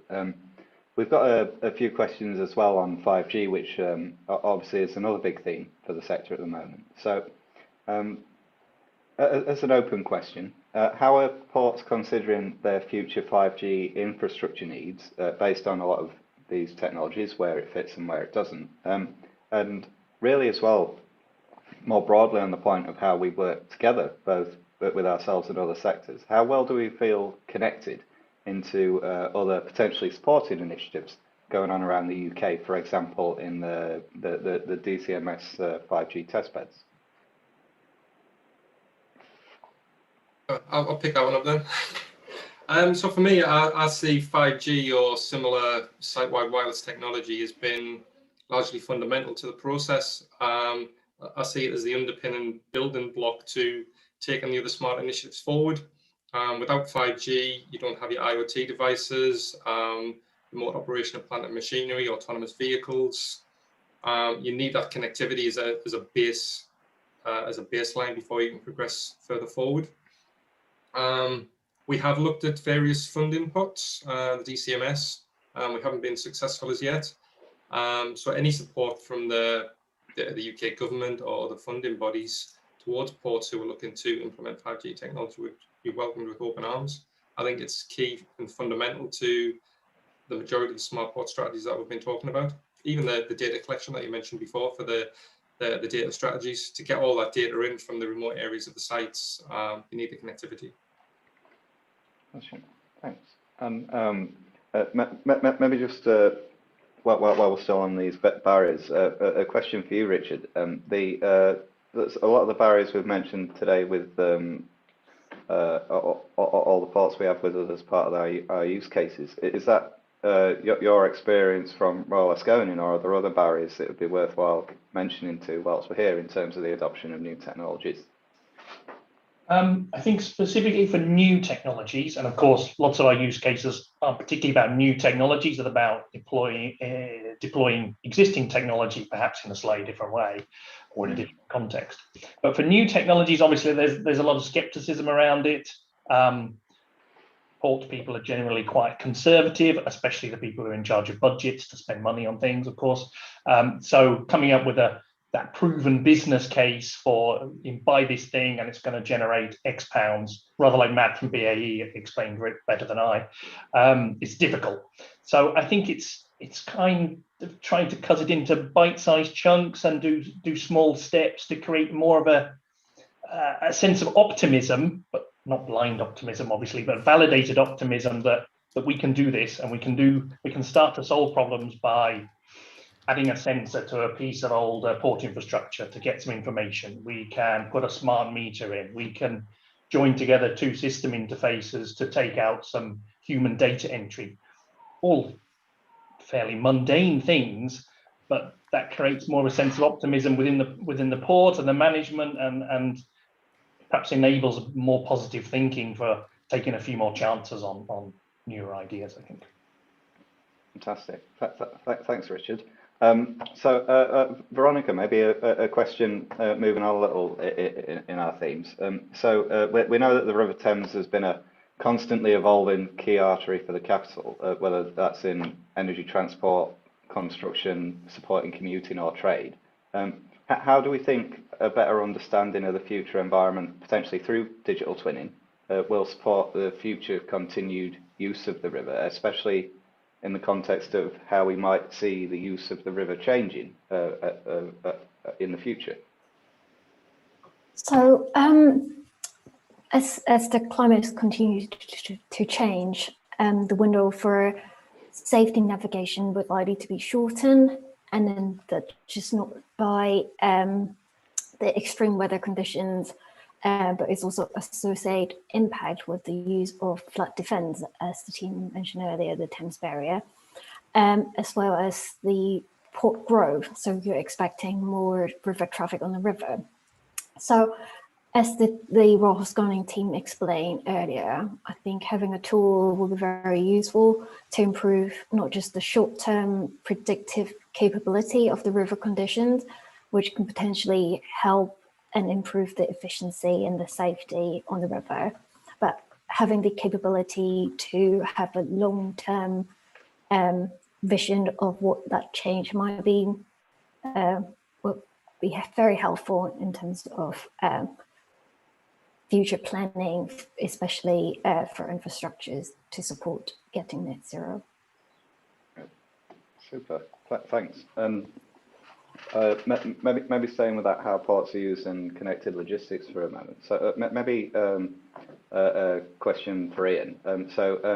Many logistics and transport operators, keen to show that they're being efficient and using whether that's new technologies, new processes, applying old technologies to new solutions, whatever it happens to be. But they often struggle with sharing data to enable better interchange at the ports. How do you think we can improve that? I think one of the key barriers to the interchange of data is standardization. Each company, each port has different ways of handling data, storing data. I'm not suggesting that we need to go for a full UK-wide standardization process. I think that would be overly onerous. And again, I'm not suggesting that distributed ledger technology would be the answer across the board. But I do think some form of discussion and standardization practices should be discussed prior to full supply chain implementation. It'll save a lot of issues around integration and duplication of data further down the line. And again, we have to make sure that we have security by design as part of any discussions to ensure that the data is secure from a cyber security point of view and from a commercially sensitive point of view. So yeah, I think we need to make sure that about the conversations and the discussions going on, we need to standardize where we can, have a common data set between all people and ensure that the data is secure and well managed. Fantastic, thanks. And maybe following on from that, and Anissa, maybe your view as well with the ANPR system. But you know, those benefits from improved efficiency can be really useful, of course, for the port and terminal operation, but might have follow-on impacts to the customers that use the port. For example, in a advanced booking system, or how we control or maybe divert traffic into or out of the port. So how do you think we continue and improve that collaboration for joined up logistics for more system-wide benefits in impacts? Yeah, so currently the port is working towards a new connectivity and a new system. So it's mainly of us translating these data and having the most latest live data from the port and from our clients. So it's very important, this kind of collaborations, and you know what we are going to using the latest technology is very important, and having this kind of system who elaborate the live data. So we are going to have always the latest system in place, and obviously we with our client that we work daily, we need to have a very close collaboration, so we are aware of everything, all the technologies they are using, so we can be in the same kind of scenario, working towards the same wave. And yeah, as I said, kind of collaboration is very important, and you know what we are trying to do with all our clients like Brittany Ferries, it's just having these you know, day-to-day conversations and making sure that we are on the same alignment for the technology and everything else. So in terms of that alignment and how we collaborate with other sectors as well, obviously in the past different sectors are more collaborative than others, and that's you know, for commercial reasons, or it's a people and culture issue as well. So how do we feel we break down some of those people and culture barriers in terms of both how we better collaborate as a sector, but also better collaborate with our customers and users and local communities as well? That's as an open question. I'll have a go if you like. Yep. I think from a holistic point of view, I think it's, you're right, that traditionally there's sometimes a tension between the port authority, the terminal operators, the haulage companies, and everyone that's kind of scrapping with each other to protect their own ends. So I think sometimes it's just having these forums to share ideas and perhaps work on challenges together. Everyone's working in the supply chain together. We all have the same objective in the end, like Anissa described. How can we share information better and be more transparent to help each other? And that kind of requires sometimes a cultural change, perhaps, than is historically the case. I mean, a real simple example, if a container terminal imports a shipment of 50 containers of the same stuff that are all going to the same factory, share the sequence of how they're stacked in the yard with the factory and the trucking company, so they call off the right box in the right order, saves shuffling time for the terminal, the truck gets faster turnaround time, box gets to the factory on time. You know, those kind of things don't cost anything to do, it's not particularly smart, but it just needs that teamwork. And as you say, when you get into vehicle booking systems and appointment systems, that's sometimes used as a hammer by the terminal operator to punish the trucking companies, like you see in the United States, with trucks queuing up 2 hours before their appointment time, so they get in the timed window, which makes some nonsense of it. But working together it sounds easy to say, but that is indeed the answer. Yeah, I think that's right. I think talking to people is always a good thing. We can have all the technology we like, but I think sometimes we can be tempted to hide behind that. But that human contact is still very, very valuable. Yeah. So in terms of that technology that we use, in the view of the panel, again as an open question, what do you feel the role of startups and SMEs is in supporting that transition to smart ports, and really as well as an extension to that? What are some of the challenges associated when we're trying to build the business or investment case for using new technology, perhaps from a startup or an SME?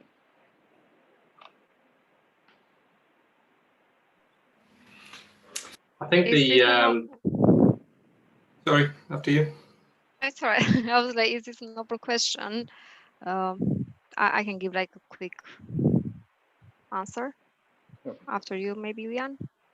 Okay, I was just going to say that I think the role of startups and new tech companies is absolutely fundamental to the development of smart ports. I think there's a lot of technology already out there in other sectors. I think that the port industry as a whole is probably slightly behind the curve technology-wise. So yeah, any new technology, new ideas, new concepts. The port industry at the minute is wide open and it's receptive to new ideas, which is probably the first time in decades that it's been that way. So there's an opportunity for new companies to make a difference to the UK. Thanks, Ian. Anissa? Yeah, so I think kind of is the same kind of ideas with Ian. Is basically the main challenge, obviously, is how we're going to represent these new ideas. And sometimes the new ideas, so especially the new technology, because it's not very much understandable by the government or the bodies, it's very difficult to introduce it. So we need to find a simplific way into saying how these new technologies are going to impact our project and how positive it's going to be. And in our cases, is mainly how we are going to tailor this towards our projects. And obviously the main challenge is getting this approved and getting this having the budget basically to support these new initiatives, as Richard mentioned previously. I think this is like the biggest challenge that we can face into introduction of the new technologies and how understandable obviously they are. So following on from that, then staying with the new technologies or new entrants to the market, does the panel feel there are any serious disruptors coming into our market space that we can see?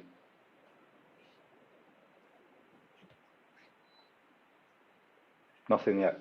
No.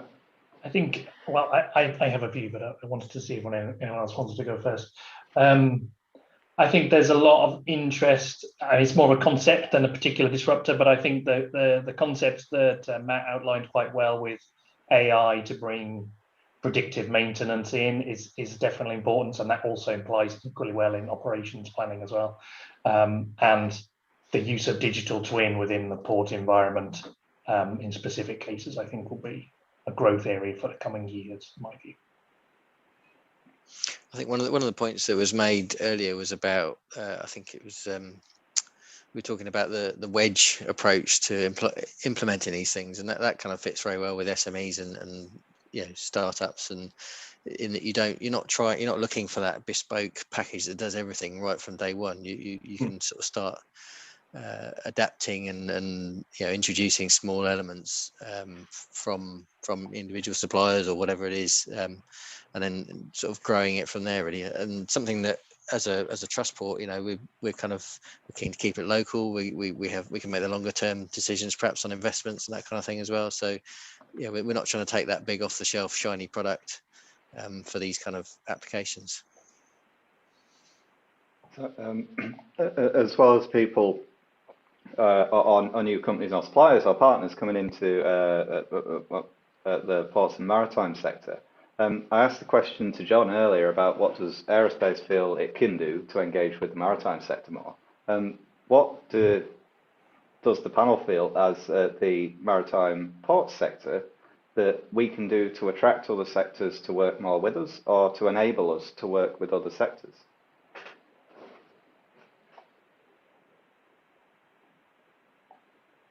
Open question. I mean, I'll only talk about our own company. In smart ports, we are closely liaising with our smart airports friends. So we do have quite a crossover of ideas. And in fact, the AI tool we showed in the video about monitoring for cracks in roads and pavements, we also use that on airport runways. So there's lots of things that could come over, I think. I mean, aviation in some respects, to pick up Ian's point, is much more standardized. So data exchange is standardized, the methods are standardized. You can't buy loads and loads of different kinds of aircraft. There's Boeing or Airbus mostly.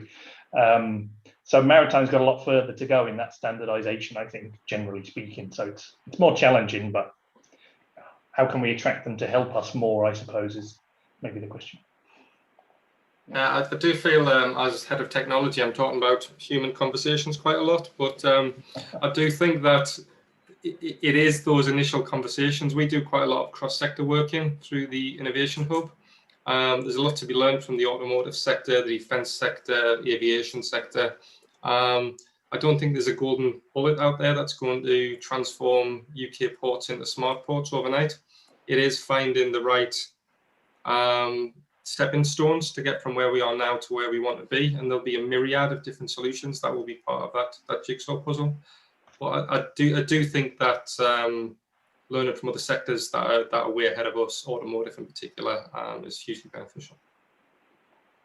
Yeah, I just want to follow on Ian's point. So I think communication is the key, and making different sector realize there's overlap between them, and then realize that we're all trying to get to the common goal, say for decarbonisation or reduce emissions. So I think communication definitely is the key. And maybe to follow on with that, Veronica, and maybe address some of the environment or more climate themed questions that we've been getting through. So what do we feel, there's a lot of exciting necessary work going on in decarbonisation of ports and maritime, but what do we think are the most effective routes that we have to connect all the work we're doing with, for example, local communities and authorities and their work towards zero carbon? So thank you for the questions.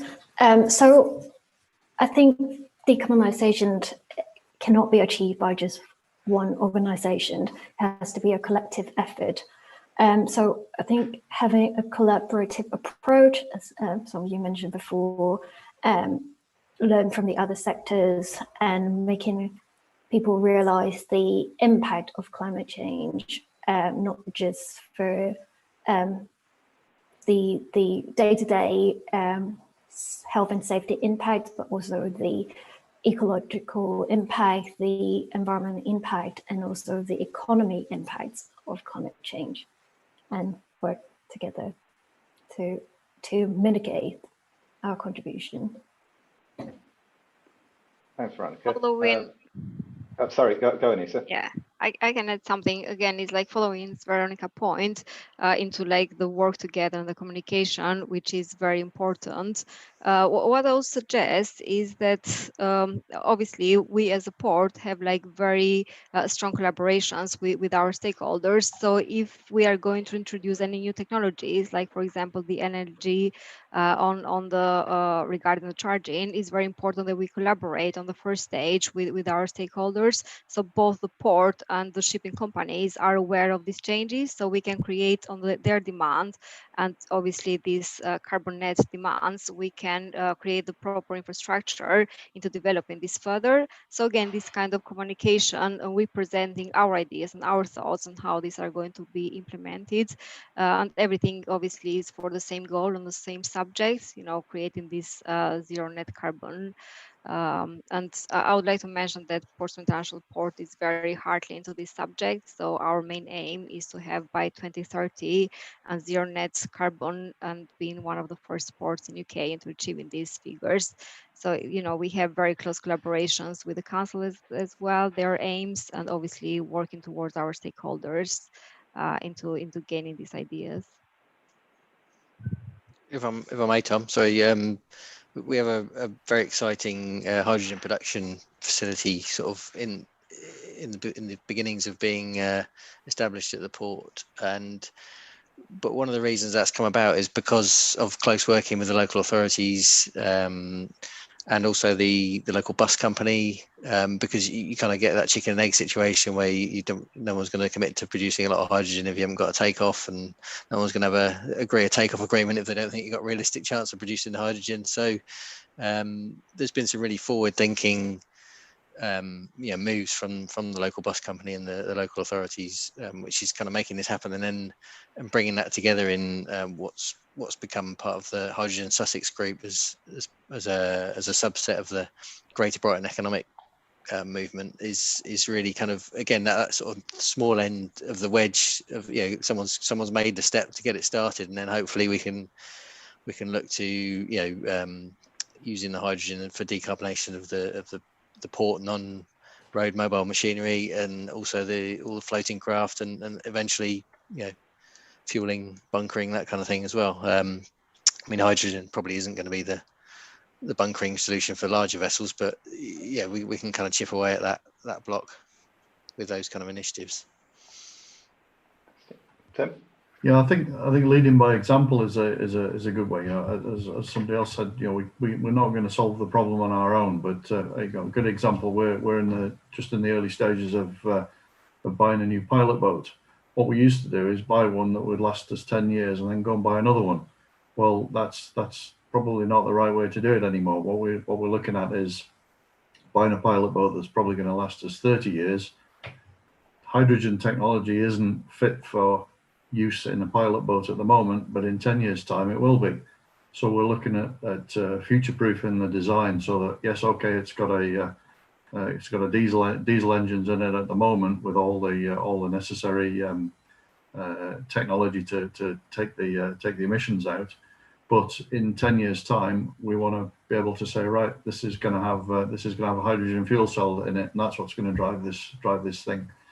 That helps us to sort of go and then sell ourselves to other customers, such as the offshore renewable energy companies, who are sort of wanted to set themselves up in this part of the world. So we're sort of trying to sort of use that as an example to bring in other customers who've got the same sort of philosophy in terms of sustainability and the prosperity of the region. Fantastic. Thanks very much, Tim, and everyone. I'm just mindful of the time, so I'd like to, if I may, put one final question, very short, to all the panelists. If we were going to continue this work and developing out use cases for the port, what would you do next? Is my question. So if we can just whip round the attendees quickly. I don't know, Ian, can we start with you? Yeah, no problem. I think from the feasibility study around shore power, we're in a quite fortunate position with Equinor, where they're still in the process of identifying the vessels they want to use for that particular site as part of the feasibility study. So if we can get the standardization issues sorted out beforehand, as Sarah mentioned, that's one of the main challenges. And additionally, then we'll probably want to look at some form of renewable energy to charge the shore power system. So I think those two are hand in hand. You can't just plug it into the grid and draw power, because we just don't have the capacity. So we need to generate the power on site for our own use and deliver that to the vessels. Fantastic. Thanks, Ian. So maybe Tim? Yeah, I think there's probably a couple of things. One is de-risking whatever it is we're doing. You know, we're always fixated by cost certainty. So that will be you know, some means of addressing that risk, covering that downside risk. And then the other aspect, I think, is in terms of the reliability sort of analysis, is developing a surefire way of predicting when things are going to fail.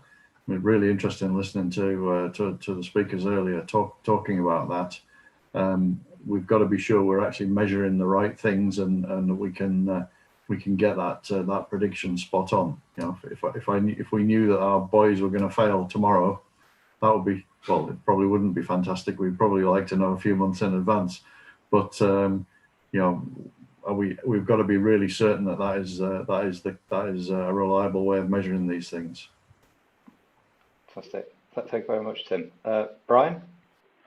I think for me, and something that was mentioned, and I think in some of the questions earlier, was that one of the 50 other use cases that Richard mentioned earlier was looking at safety and how we can use this kind of machine learning and sort of movement of people and machines, especially we've got quite a lot of busy timber terminals. If we can improve safety and use augmented reality for training we were talking about, those kind of bring those technologies into keeping everybody safe, then that would be a fantastic benefit. Something we'd like to look into. Thanks, Brian. Veronica? So obviously our case is about a tour for climate resilient and for passage planning. Currently, obviously, the river users use a static set of information for them to do that planning. And I think if those tours has been developed, first thing would be to prove the reliability of the tools, and then communicate with the user to get them getting used to a new way of doing their day-to-day job. Fantastic. Thanks, Veronica. Maybe Anissa? Thanks, Tom. So obviously our case is the connected supply chain and the virtual pre-grade. And the way that we are seeing introducing this or involving this within our port is, as I mentioned previously, we are working towards our master plan. So this is going to be a key point into us introducing these pre-gates for our master plan. And then obviously it's going to go through feasibility study and all the other next stages. But it's very important, as I mentioned previously, that we include the new technologies as it's the right time for us through the master planning. And obviously this is going to be in congestions with all the other stages of the master planning, but this is our kind of way forward into making this viable and obviously realizing this project. Fantastic. Thank you very much, Anissa. And Richard, did you have anything you wanted to add? I think I would only finish by saying that we at Royal Haskoning DHV look forward to working on all these ideas further. That would be great. Quite right as well. So thank you very much. Absolutely fantastic. I feel we have kept our panelists captive for long enough now. So I would like to close it there. And again, offer my thanks on behalf of the Catapult, Royal Haskoning, and all of our attendees for all of your contributions throughout the day and working together with us on the use cases. As I mentioned at the start, this is an incredibly exciting time for ports and the maritime sector potentially, and the vital role in how the UK works means that is also an incredibly exciting time for all our regions and our manufacturers and our logistics providers and innovators. So through our work over the past few years, both as CPC, together with Royal Haskoning, with ports, government, stakeholders and innovators, it is clear as crystal to me that there is a genuine drive and commitment not only to transform the sector itself, but to take a much more integrated, connected and really collaborative approach to try new things, take more risks, explore the possible, and where we can learn from each other and work together to share those risks or reduce those risks working with other sectors. Just to say as well, we've had over 200 of you join us today from manufacturers, ports, researchers, technology providers, governments, consultancies, and more besides, which I feel is really a testament to the growing interest in the sector and the themes we've discussed here today. From our side, the Catapult doors are always open, whether you're a challenge holder searching for new solutions, a program manager looking to establish a trials program, or an SME looking for new opportunities, which I do encourage you to register with our SME program online. We're here to help, so please do as well get in touch directly with myself, with our speakers, Khaled, Henry, or the team. So if we could have the next slide, please. Of course, it comes. One of the best things about these events is the chance to meet people and have new discussions. So we're about to open some breakout rooms in a moment, arranged by some of the themes we've talked about today. So you'll see a Zoom meeting link in the chat, which, depending which side it is over there. If you click on that, when you close this meeting, or rather click on that first, you'll be able to navigate from there, as we're showing you here, to the breakout room that you'd most like to go to and potentially have some useful discussions in and meet some potential partners or future collaborators. So please do stay with us. And next slide, please. I'd just like to point out as well, for some future events that we have coming up in what is an absolutely jam-packed month for the Catapult, where we'll be covering drones, resiliency, healthy aging, HS2, accelerators, and more. So please do check out our events page on the website.